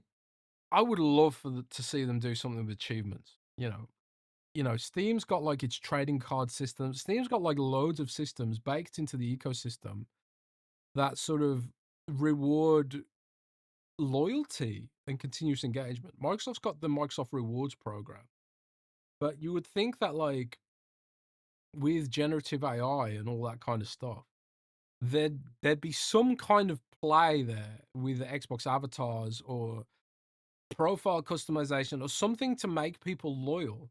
This is what, like, one thing that really irritates me about Phil Spencer's Xbox is the utilitarian mindset that Phil seems to have towards gaming. It's less of like the platform.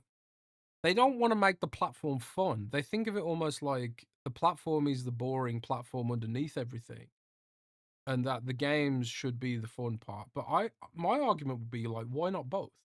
Why can't I get some cool shit for my Xbox avatar or my profile or a background or something like what Discord has? Like Discord has like a bunch of like flair and things for your username and just cosmetic stuff just as a little sort of cherry on the top, right? I'd love to see all that kinds of stuff, and it just feels like I think Microsoft probably does think that it's a good idea, But I also think that they're focused so much of their budget on fixing the fundamental issues right now that things that are fun, like achievement system, those are just taking a back seat right now. I think eventually they will come back around to it, but it's going to take a little while. But we'll see.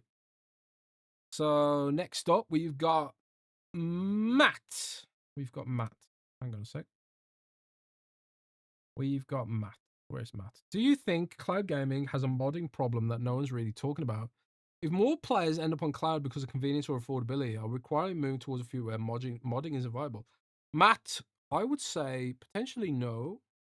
Um, Obviously, the creation club for Elder Scrolls and Fallout is controversial, but it works, you know. So, and obviously that's available on cloud. So, in-game modding platforms is a way that they could get around this, you know. Um, and also like Minecraft obviously has in-game modding stuff. And one thing Nvidia did, which was really, really impressive, was it added important World of Warcraft mods to World of Warcraft on Nvidia GeForce Now, which I thought was really interesting because I'm not sure if any other game has done that. Because, like, as of right now, you kind of need certain mods to play WoW. The game is almost the current version of WoW is sort of balanced and designed around having access to certain UI mods. Blizzard's actually doing away with that with the next expansion, but at least for right now, Nvidia acknowledged that and they were like, we're gonna add some of these mods to the platform. I don't think cloud necessarily ruins mods, but I think the truth of it is I don't think cloud ever becomes anything more than a niche anyway. You know, I've barely used cloud since I got an Xbox Ally.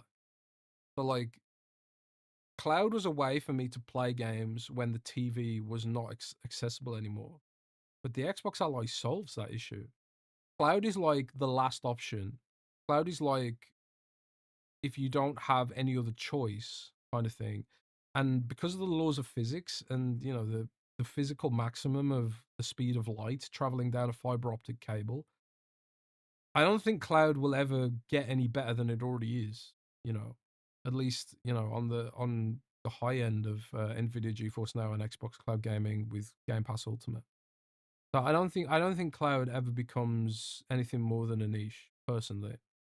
But you know, with consoles and PC and RAM being expensive, um, maybe cloud becomes more of a thing. But you got to remember that the cloud servers need RAM as well. You know, so maybe cloud gaming becomes more expensive too. I mean, it already did. NVIDIA GeForce has instituted 100-hour time limit per month now, I think. And cloud gaming, you know, if you want the 1440p, 60 frames per second, high bitrate Xbox cloud gaming, you got to pay $30 a month. So it's almost like, yeah, it's maybe it's a little bit cheaper. You know, it eliminates the upfront cost, but over time, it's probably not cheaper. You know? So I don't think cloud goes beyond being a niche personally, but we'll see what happens. We'll see what happens. I think for cloud to go beyond a niche, there needs to be breakthroughs in efficiency, not just in terms of latency, but also like electricity, you know, because cloud ain't free to run. Cloud is expensive. And one thing that Microsoft does factor into the business model for Xbox Cloud Gaming is when the servers are not in use, i.e., at night, they can offload the GPU to do AI tasks. So they can actually use cloud gaming um, compute for things that aren't gaming related in off peak hours. So potentially it does have a unique business proposition that local hardware doesn't have for Microsoft. But I think for the end user, there's so many, it's so imperfect right now. I don't think it'll be anything other than a niche, but we'll see what happens. Be interesting to see what cloud looks like in a couple of years. Once we get the Xbox Direct to Cloud controller, for example, I'm intrigued how that changes proposition. But it's a good question, man. Sierra11 Kevin says, Rand and Jez, Happy New Year, and as always, appreciate you both. Happy New Year to you, buddy. Jez, on a recent podcast, I asked you if the Xbox Ally base model was a good value when on sale. I went back and forth and once I decided I wanted more power, and when I thought about the Xbox Ally X, I kept thinking about the same price I could get for a decent gaming laptop. So I ended up getting a gaming laptop on a Boxing Week sale. It had been 20 years since I had something close to a gaming PC. So far, my past concerns about drivers and things are not popping up so far. I can see with the Xbox app where they are trying to get with the console experience.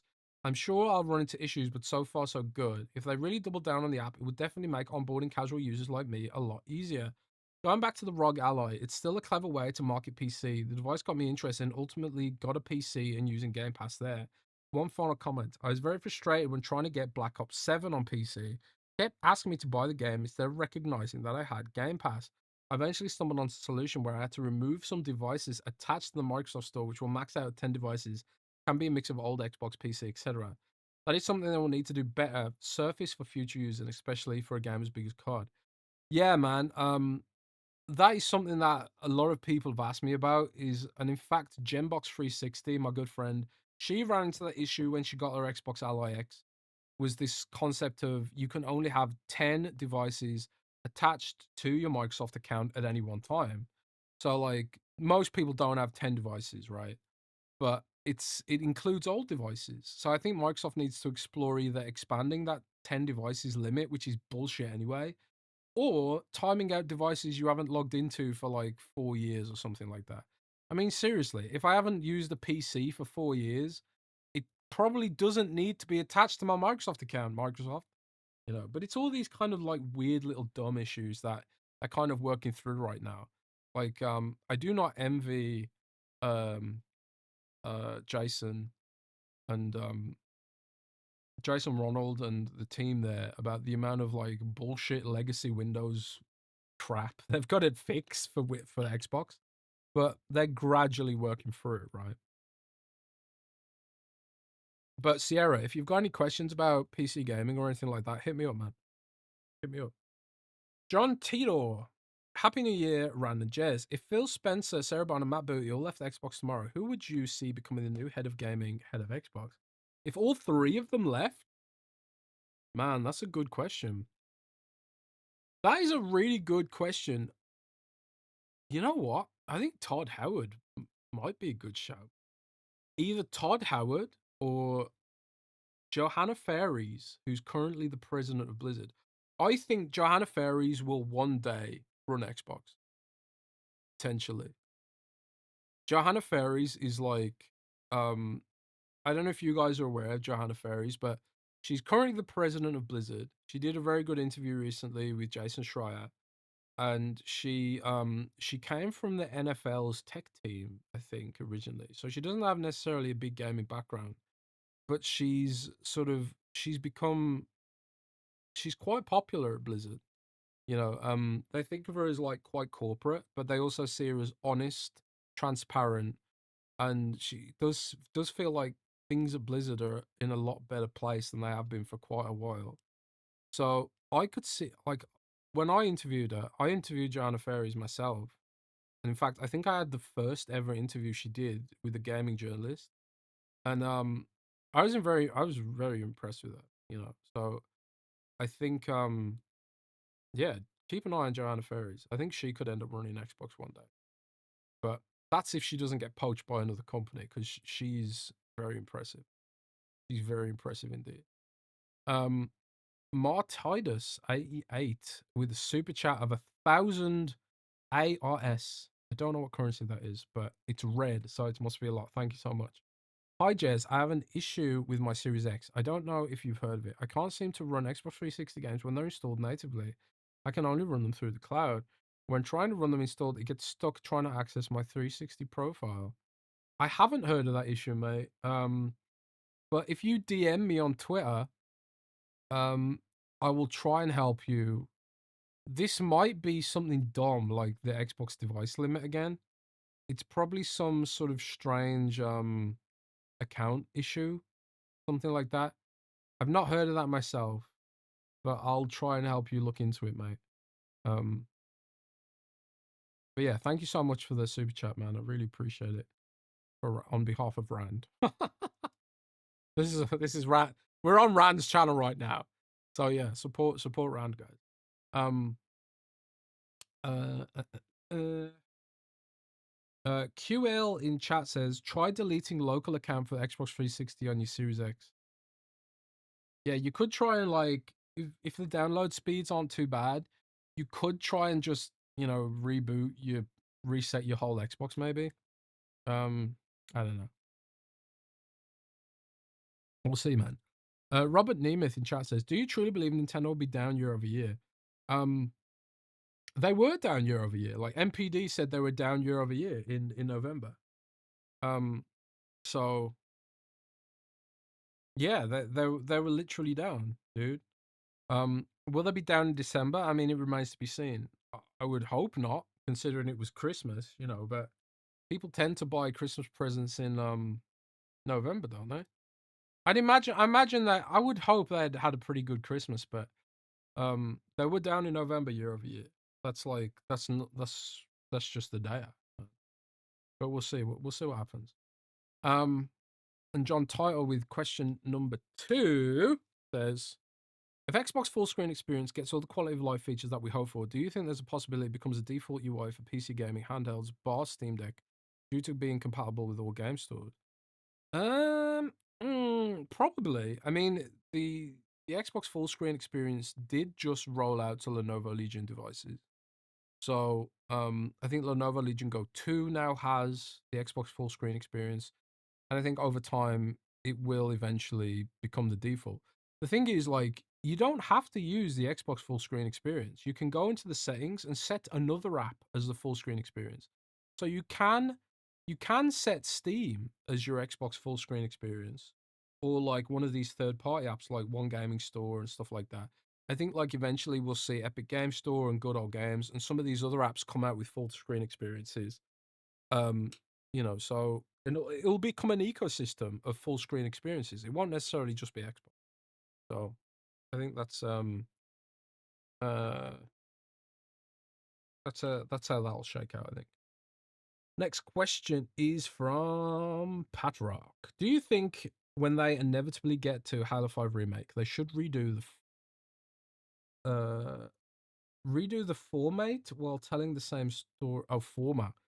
They should redo the format while telling the same story. Like for main campaign, focus on Chief's perspective, and have an offshoot campaign for Locke, like Sonic Adventure 1 and 2 did. Oh, that's interesting. Like, so you think like they'll eventually go through and remake everything up to Halo 5? Personally, I don't think they will. I don't think we'll get a Halo 5 remake. I don't think it was popular enough. I think they'll probably remake Halo 1, 2, and 3 and probably stop there. But I could be wrong. But let's assume they did do a Halo 5 remake. This is one of the questions I think is probably pertinent to Resident Evil 5. Because with Resident Evil having all the remakes, they remade all the classic Resident Evils, all the popular ones. But do they go back and remake Resident Evil 5 and Resident Evil 6, both of which weren't as popular? I think they sold well, but I think they're hardly, at least Resident Evil 5 sold well, but I think they're hardly regarded as classics, right? Resident Evil 5 is probably is the second weakest in the franchise behind Resident Evil 6. And we all know what happened in Resident Evil 6, right? So if it was me, I would remake Resident Evil 5 and Resident Evil 6 to make them more in line with the modern game. I would give them a full bore remake, in the vein of Resident Evil 4, maybe. A reimagining, but we'll see what happens. The game adaptation newscast said they got to remake 1 again. I agree. They've got to remake Resident Evil 1 again, probably, before they even consider 5. Resident Evil 1 already had a remake, but the remake was on the GameCube. That's how long ago it was. So I think we due another remake of the remake. I would not say no to a Resident Evil 1 remake. So yeah, I don't know.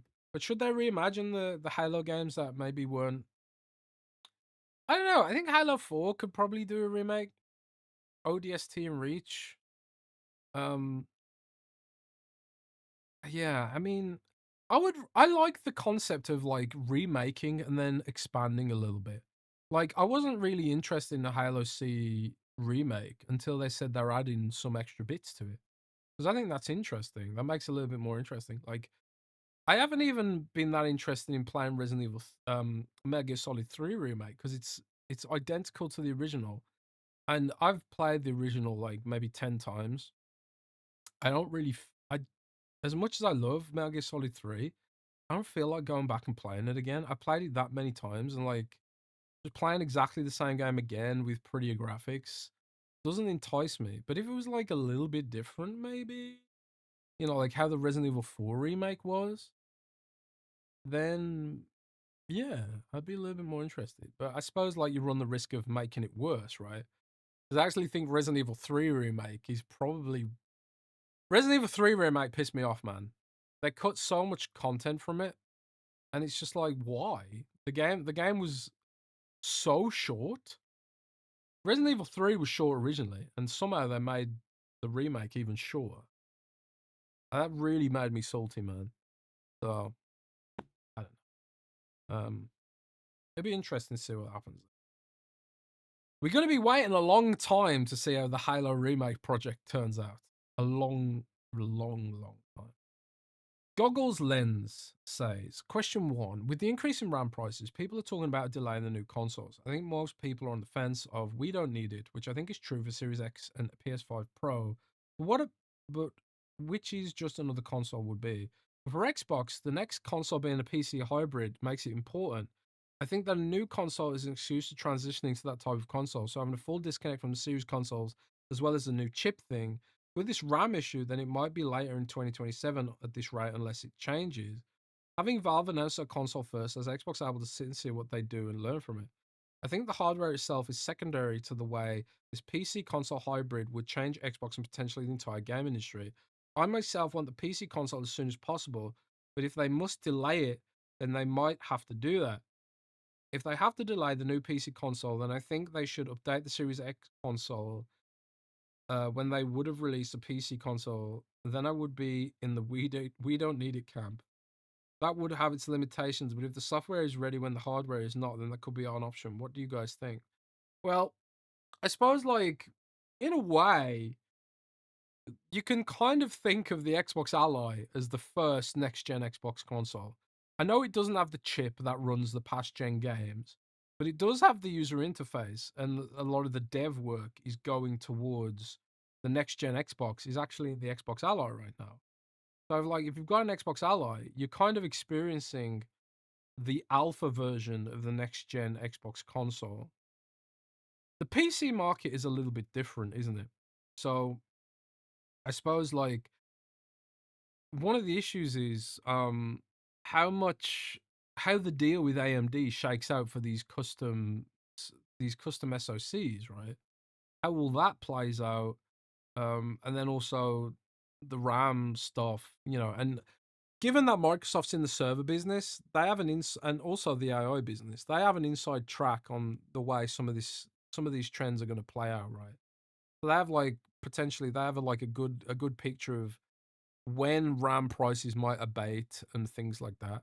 So I don't think they necessarily have to sit there playing a wait and see approach with the Steam machine, um, because I think we're moving towards a gaming industry where companies are just happy to put a device out there and be like, well, if you don't want it, don't buy it. Because at the end of the day, we're making the money on selling the games on platforms you've already got. It's like you've got to think of hardware now in the future as more of a boutique kind of context. Whereas the money maker are the games on the devices people already own. So I don't think Microsoft necessarily needs to delay anything. They can sell it at a premium and then lower the price later for people who think it's too expensive. They don't necessarily want to sell tens of millions of units of this thing, I don't think. It's going to be a boutique kind of if you want it, buy it. If you don't, stick with what you've got kind of deal. Because I think we've hit a bottleneck on technological advancements of games, where games are increasingly going to prioritize the low end in a universe where people can't afford to increasingly move to the high end. Um, look at the Steam survey for a good idea of the kind of devices that developers will be targeting more and more of in 2026, 27, 28. We've hit a wall in tech. Timmy Man 323 says in chat, we've hit a wall in tech, and part of that's driven by AI, but also part of it's just like the economics of the game business. Like, it's too expensive to make games look and be more complicated without leveraging AI slop, which nobody wants. Like GTA is looking. There's rumors that GTA costs $1 billion. Not every game can get away with being $1 billion, but and increasingly, like these like cheap, small, viral hits are the games that do really well. And I think that's fine. I think that's fine. Question 2. Bethesda seems to still be in a boat of release it, then fix it later. Fallout 4's recent issues, which is annoying, but for them, it's kind of expected. With Xbox PC, Death Stranding still having issues, I think, is a lot worse. I don't like it when people throw around the word unplayable, but for your many hours save breaks, then I would consider that to be unplayable. We're not in ye olden days where it's to plug in a storage device to have saves anymore. That is long gone. You could argue that it'd be better if it was not even on the store, because then at least you don't think it should work, blah, blah, blah, blah, blah, and you lose your progress. Now, you could blame Xbox for having a store that devs don't seem to want to update things, but I think it's on Kojima for having a broken game for a long time and not even bothering to fix it. I find this type of broken game worse than Bethesda normally does, because at least they fix things eventually. So, what Goggles Lens is talking about here is that Death Stranding on the Xbox PC store is broken. Microsoft and 505 Games and Kojima Productions are still selling Death Stranding on Xbox PC, but it's broken. You lose your save file after so many hours. The auto save function doesn't work, and your save file will always roll back eventually, and you'll lose hours and hours and hours of progress. There are ways to fix it, but it requires going into the file system, manually deleting the autosave temporary file or something. It's broken. It's just completely broken. I was told Microsoft had tried to fix it at their end, doing some stuff on the system, but the issue is embedded in the game itself and requires intervention from Kojima Productions to fix. I think Death Stranding on Xbox PC is an edge case though, because one of the issues with that is the game and its code base was in the hands of 505, who published it on the Xbox PC store, and they used a third party to publish or port aspects of it or something like that. There is some weird sort of publishing issue with Death Stranding. But the thing is, the issue is not isolated to Death Stranding. It's kind of like, it's just a known thing that Xbox games on the Xbox PC store are often just less polished and often abandoned by their developers. Like I was saying earlier, Fallout 4 on Xbox Ally is buggy and broken compared to Xbox Play Anywhere on PC version. Like my save file on the Xbox Ally with Fallout 4 doesn't work properly. And then if I switch it over to the Xbox Series X with the same save file and the same mods, it works just fine. But then when I log into the same save file on the Xbox Ally, all the textures are disappearing and things like that. It's really, really strange. But these are edge cases, generally speaking. The vast majority of games I have played on Xbox PC work perfectly well. There's no issues with them.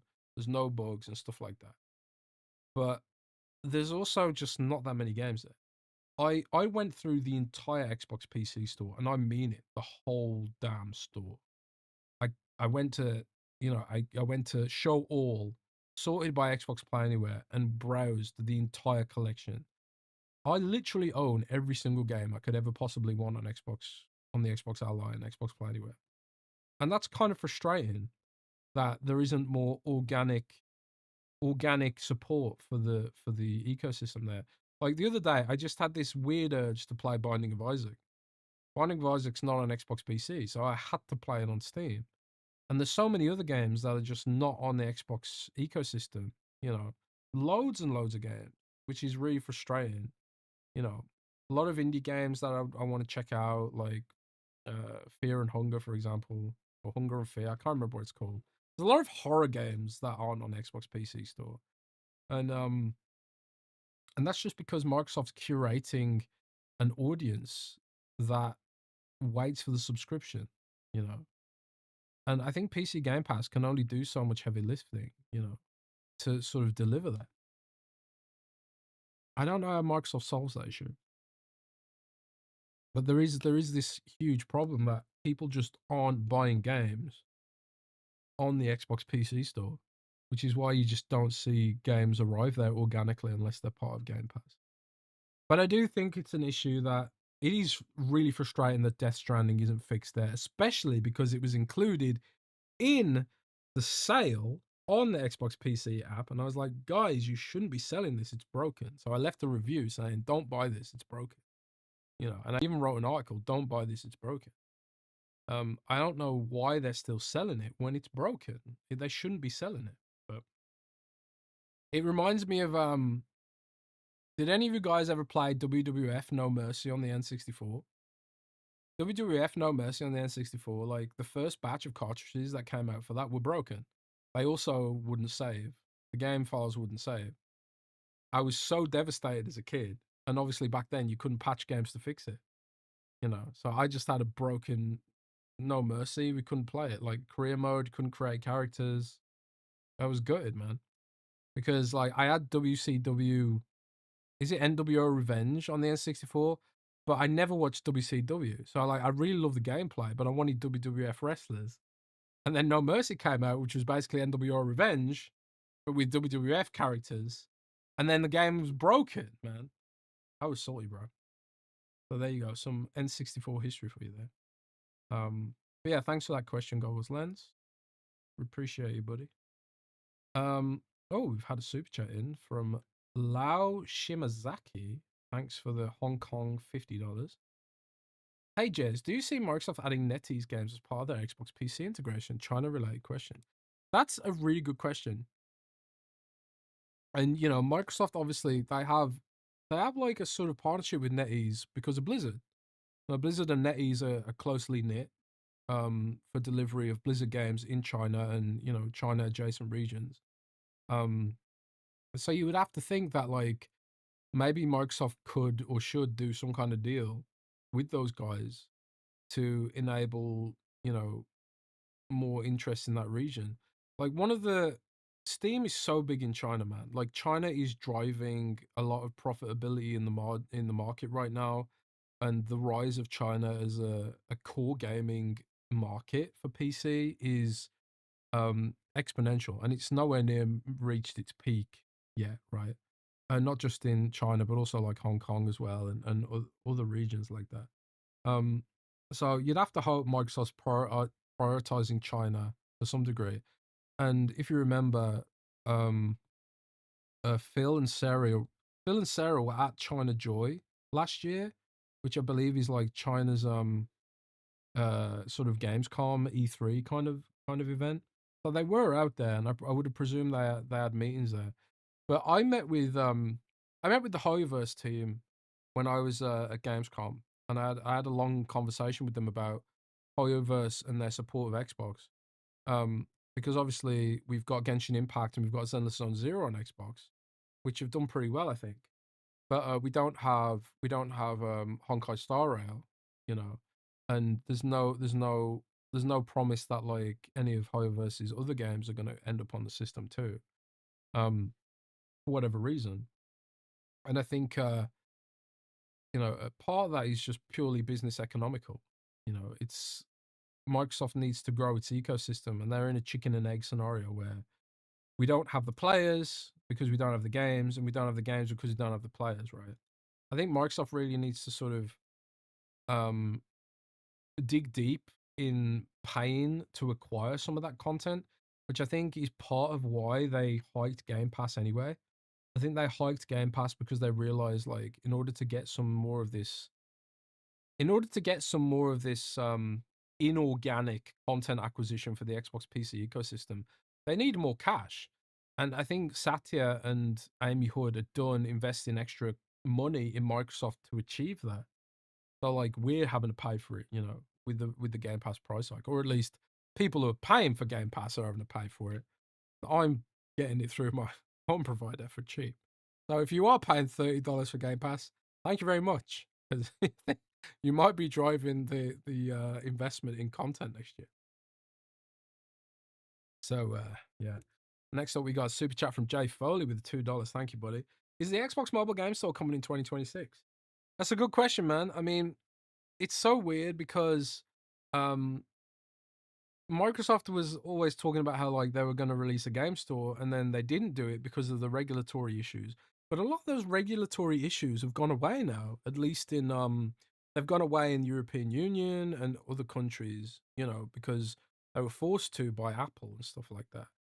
They were forced to as a result of Epic Games' court case with Apple. I mean, but even though that has happened, Microsoft hasn't really um, gone ahead with it. One thing that we did get though, we did get the ability to buy Xbox games on the Xbox app for mobile again. So that was a direct result of the lawsuits with Epic Games. So like now on Xbox, you can actually log into the app on Android and iOS. At least on Android, I don't know about iOS because I don't have an iPhone. But on Android, you can buy games directly through the app again, which you couldn't before. So I don't know when or if they will revive the mobile game store. Because, Microsoft owns a lot of mobile games, whether it's Diablo Immortal, Hearthstone, Call of Duty Mobile, or, stuff like Fallout Shelter. Solitaire, for God's sake. Solitaire on mobile is huge, man. Like, people don't even realize. There's a lot of stuff there that they could do and then tie all that up to Microsoft Rewards, you know. So there's some potential there. But I haven't heard anything. So I'll try reaching out and find out a little bit more about that. I actually heard as well that there's another Warcraft mobile game potentially coming out this year.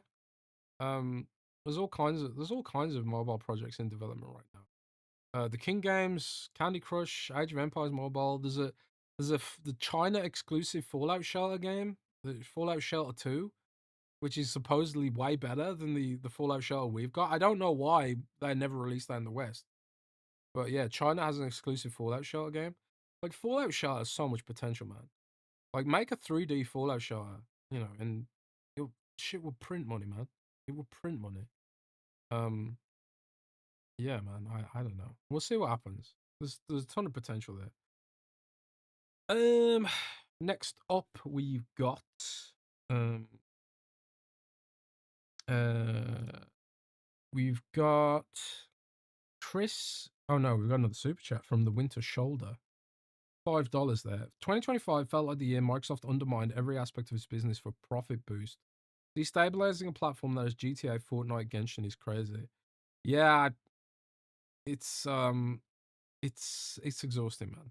I have no idea why in the year of Grand Theft Auto 6, like they would just go so headfirst into what is on paper hugely risky. Like they're trying to build a Steam competitor, which to me feels like it's going to be even more difficult than building a PlayStation competitor. To me, but I also feel like there are some high stakes, sure, right? Because it's not just about Xbox; it's about Windows and Steam OS and Linux, and more and more people are trying to look into Linux because Windows is shit the bed so hard in recent times. But I feel like the Xbox team is sort of forcing Windows to get better for gaming, you know. So there is that aspect to consider, sure. But yeah, if it I don't know how to run a big giant multi-billion-dollar company, obviously. And I wouldn't claim to know how. We don't have all the data that Phil has in front of him. But on the face of it, I would do things very differently to the way Xbox has done it. Even if I was someone who's like, okay, we've got to go all in on PC, I would be like controlling the outward appearance of how things are going, and I would be investing more in the community that made Xbox what it is, rather than just sort of like throwing it all to caution, you know. Like the way Xbox has handled the community over the last year, and this is your foundation. The foundation of your entire business is your core community. They're the ones who are gonna like um evangelize your product, you know, and tell other people, hey, this is pretty cool, you should check it out, man. Um and they've thrown all that away, and on the face of it, it doesn't make much sense to me. It doesn't make any sense, man. But all we can do is just keep banging the drum and waiting and see, because they're on this path and there's just nothing anyone can do to stop it. It is what it is, man. Septic Sauce coming in, whacking in there. They found their real community, cough PlayStation. Ah, mate. Well, you know, as long as PlayStation guys are funding me getting State of Decay 3, I'm completely fine with it, man. I want State of Decay 3 so bad. I want Wasteland 4. I want Fallout. You know, there's so many games that I need to happen, that if it needs the PlayStation ecosystem in order for that to happen, great. I'm all for it. I don't care where I play this shit, man. I need to play Fallout 5. I need to play Fallout 5 before I die, even if it's a bad game. Even if it's a bad game. Cameron Tong says, how about Wasteland 4 as a Fallout game? Bro, we don't do that, bro. Come on, bro. You have to know that Wasteland precedes Fallout, right? You know, like Fallout evolved out of Wasteland. They're sort of like, they're siblings. The games are kind of siblings. If you don't, I'm sure you know the history, but like Fallout exists because they lost the license to Wasteland. and Brian Fargo was like, oh well, I still want to make a Wasteland kind of game, so I'll just change the brand, you know, and the decade.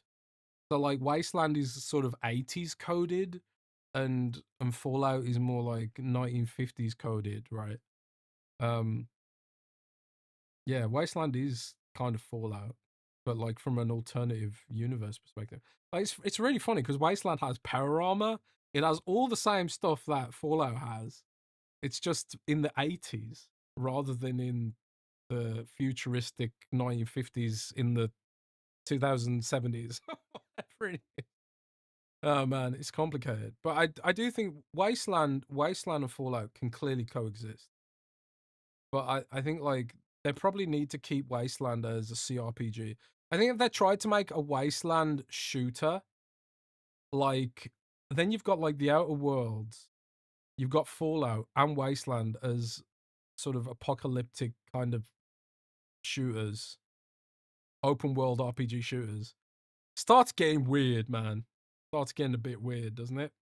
I don't know. I don't know, man. I love Wasteland, bro. I love Wasteland. I love Wasteland. I love Fallout. I love apocalypses.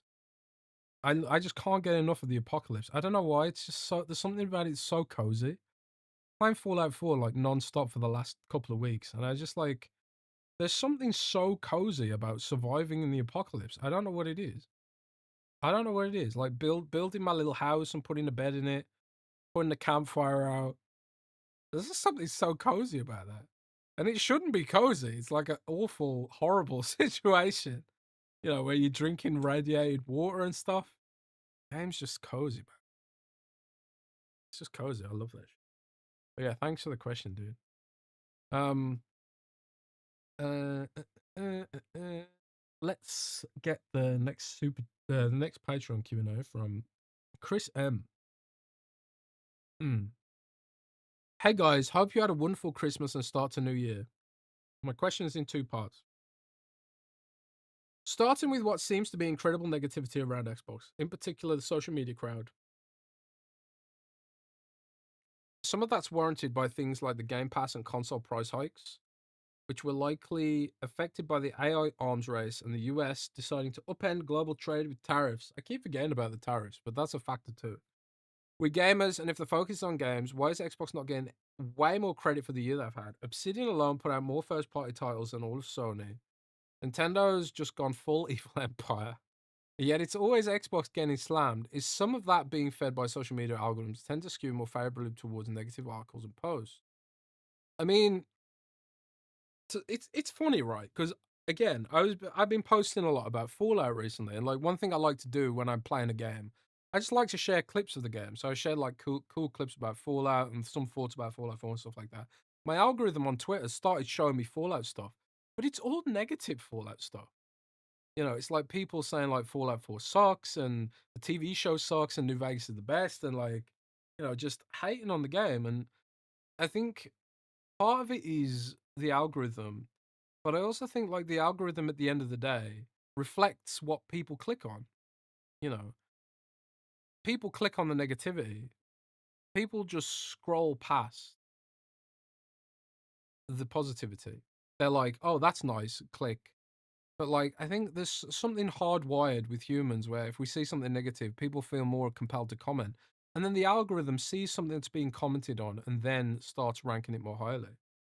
The positive, there clearly exists people who are enjoying Xbox for what it is and just aren't engaging on social media. And I think so much of the Xbox discourse previously revolved around negativity towards other platforms, the console war, right? So people would fight Xbox fans would fight PlayStation fans and vice versa. Whereas like now, like with Xbox quote unquote having lost the console war, I think the balance of content has really shifted towards just outright negativity around Xbox. So I do think the algorithm skews the reality of the situation. And the reality of the situation is there are still millions of people just happily playing Fortnite, Roblox, Rocket League, Minecraft, Call of Duty, whatever, happily playing those games on their Xbox. Or then there's like weirdos like me playing old games like Fallout 4 or Rogue Trader or whatever on their Xbox. And then there's like, just regular gamers playing whatever on their Xbox consoles. But I do think like social media has chased away a lot of the positivity around Xbox, and Xbox has made it easy to create that negativity through their behavior. Xbox knows, they should know um, the way people are going to react on social media, and they should know ways to mitigate that fact. Um, but like they just haven't been for whatever reason. But I think like times will change. Like fashion is cyclical, and I do think Xbox, when it starts releasing new hardware and starts doing some more positive things, and they will do, I think things will get better. I think we will transition away from this. So, um, the next part of the question is, to that point, I was listening to the Grubsmas special. Shout out to Jeff Grubb. I haven't spoken to Jeff Grubb for a hot minute. I really like Jeff Grubb. He's way cooler than me, and I really wish I was as cool as Jeff. I think it was Grubb who said his fear for the future is the platforms getting fed up with what's really a niche, hard to please, and usually very vocal minority of their customers where balanced against overall sales. Why wouldn't Microsoft and Sony just get fed up and say, screw it, we can't ever please you social media gamers, so we're just going to focus on the casuals and make all the bulk of sales anyways? Feels like Nintendo's already kind of done that, doesn't it? Curious your thoughts on Grubb's concerns about us all annoying ourselves out of their plans. Hope you both enjoy your weekend, and here's some more positive thoughts because if it's about the games, I feel like 2026 is going to be fantastic. Yeah, I agree. I think 2026 is going to be fantastic from a pure gaming perspective. And I even think like Xbox is going to have a lot of cool shit for the community in 2026. Like I mentioned earlier about all the anniversaries, Bethesda, Blizzard, Xbox, all having anniversaries, and lots of major franchises also having anniversaries within the Xbox ecosystem next year. So I would hope that things are going to be okay. And like from what I like, there was some rumors that Xbox was going to have major layoffs in January. From what I've heard, there aren't going to be any major layoffs in January for Xbox. Obviously, don't know how it's going to play out quarter over quarter, but from what I've heard, that some of those rumors about major Xbox layoffs in January were not based in fact. I'm sure like there'll be some turnover, but it's not going to be anything like the summer layoffs where like hundreds, thousands of people got laid off at Microsoft. At least that's what I've heard. But you know, at the end of the day, Microsoft has already doubled down on the casuals. You know, when you turn on the dashboard, there's ads for Fortnite and there's ads for like the casual games, the ones that are sort of driving the business, right? Um, I think like the community has, I mean, at the end of the day, the people who run Xbox are human too. And I think the community, I think one of the reasons Phil and those guys don't really engage on Twitter anymore is because it is such a, it's a shit show. It's a landscape of bad faith takes, negativity, people who don't even play Xbox or care about Xbox, just, you know, sharing negativity because it's the cool, edgy thing to do on social media. You know, it's snark and cynicism and being, you know, negative is just how social media works. So if I'm a human being and, you know, presuming the people who work at Xbox aren't synths, um, I would I would also abandon ship. You know, they're, they're not required by their job to be there and just listen to all the non-stop hate, you know. So I do think there is a human element, but I do think at the same time there is clearly a business consideration to be made where satisfying your core users um, is still probably an important aspect of the business, you know, because like I do think like your core users are sort of your influencers and they can influence, you know, people via word of mouth. You know, if someone asks someone who used to be an Xbox fan if Xbox is doing well and they're like, no, Xbox sucks now, chances are they're not going to consider Xbox as their primary ecosystem. You know, if Satya Nadella really, you know, he talks about, he said, he famously said quite arrogantly, let us have competition, you know, to regulate. And it's like, well, bro, compete then. Where's the competition that you're so hyped on before? There isn't any. You've exited stage left and abandoned ship, you know, and then you post a blog post about AI and hoping people stop saying AI slop in 2025. No mention of Windows and no mention of gaming. You know, well, it's just it's frustrating, you know, as because they actively try to curate fandom.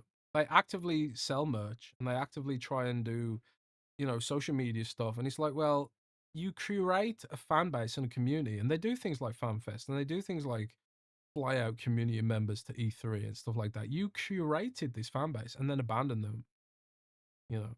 So you don't to not expect any form of backlash would be folly. But um but I do just wonder, like, sometimes, like, if I'm Satya Nadella and I'm basically running what is effectively a bank now, you know, Microsoft has become such heavily invested in company that the share price dominates a lot of their thinking now. And Xbox, there's so much money tied up in Microsoft as an entity from an investment perspective. It's hard not. I imagine it's hard for them to consider anything that isn't inflationary to their share price.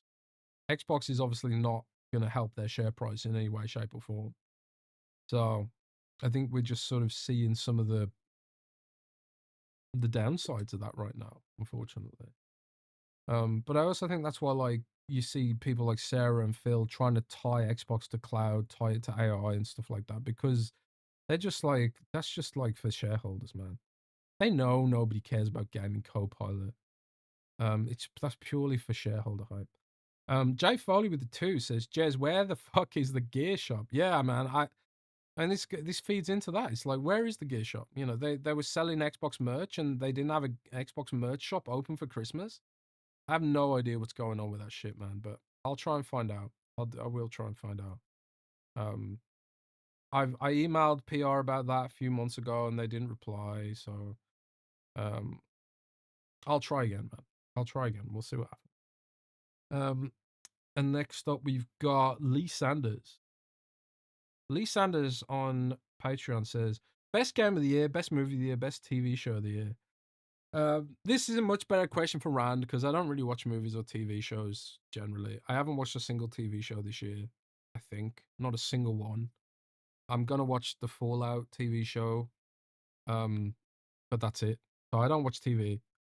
I'm sure Rand would say the best TV show of the year, probably something like, I don't know, What does Rand like, guys? I can't even remember what TV. When Rand talks about TV shows and books, my brain just switches off. I'm like, bro, uh, I, I don't care.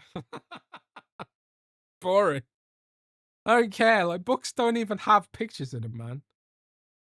We invented video so we wouldn't have to read books, bro. So I'm sure Rand would have an opinion about TV show. Like, I can't even tell you what the best movie I watched last year. What even movies came out last year? I don't even know. I didn't watch any movies last year either. I literally only play games.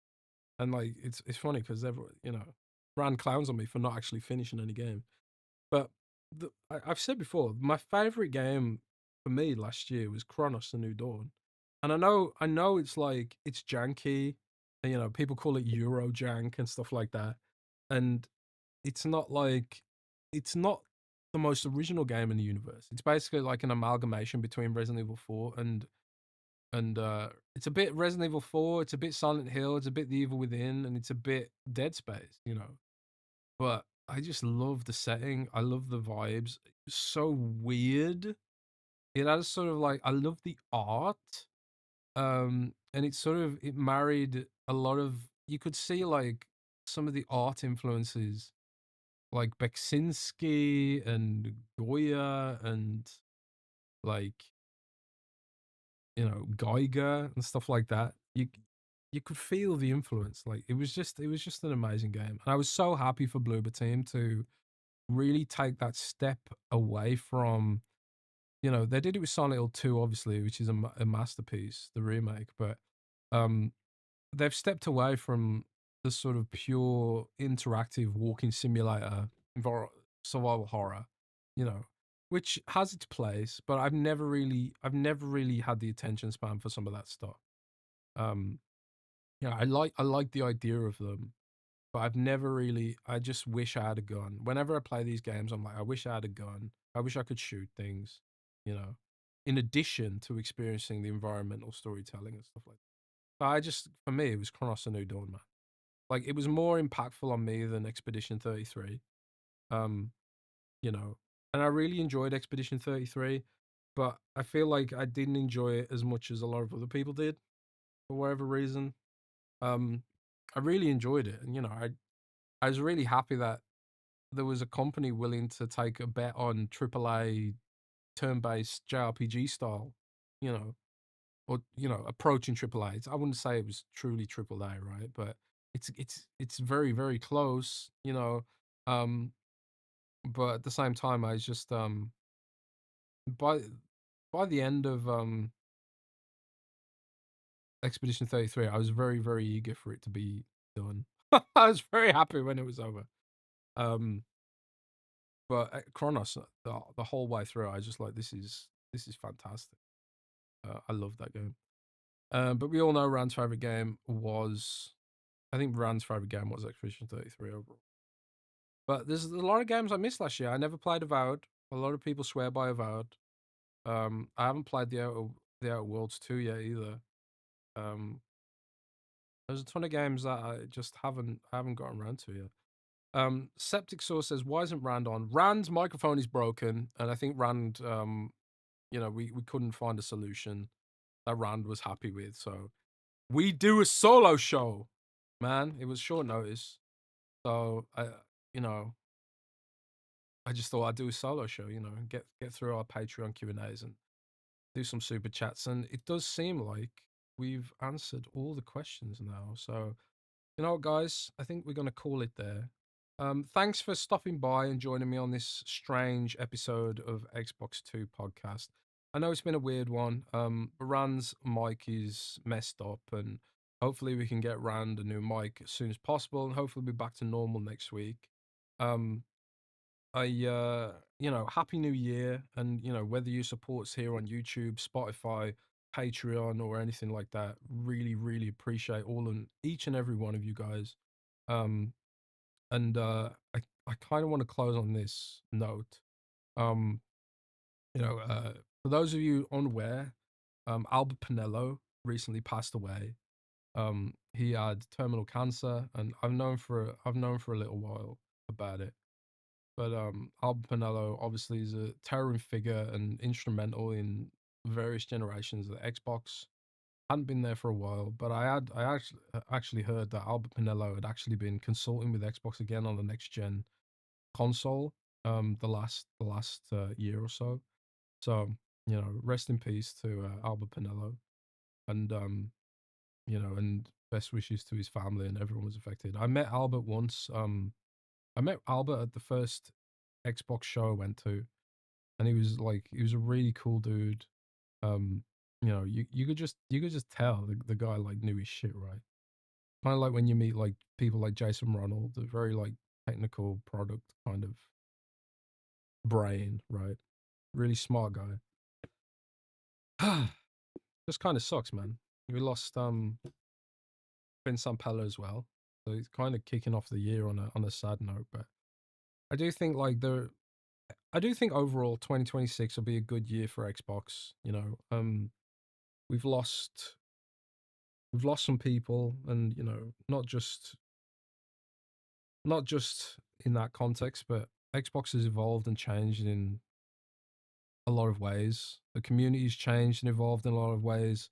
We've seen upheaval in the game industry because of AI, because of tariffs, the business model, whether it's like technical debt catching up with the systems, or just a wall on how far the technology can go.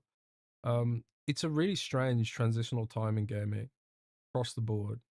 Um, but I do think I still think the best is yet to come, and I think like I think this transition will ultimately be a good one for Xbox, you know, but it's gonna be messy and it's not guaranteed. But I do think it's gonna be fun to see it play out, you know. But yeah, thanks to everyone who's watched. I'll see you in the next one. Check out Surfshark VPN, who sponsor us, for a really, really great deal. Check us out on Patreon if you want Q&As or early shows. Xbox 2+1 with Paris Lily is up there now, and it's going out on Spotify and my YouTube next week. And yeah, keep it gaming, and I'll see you guys in the next one. Take care, everybody. Peace out.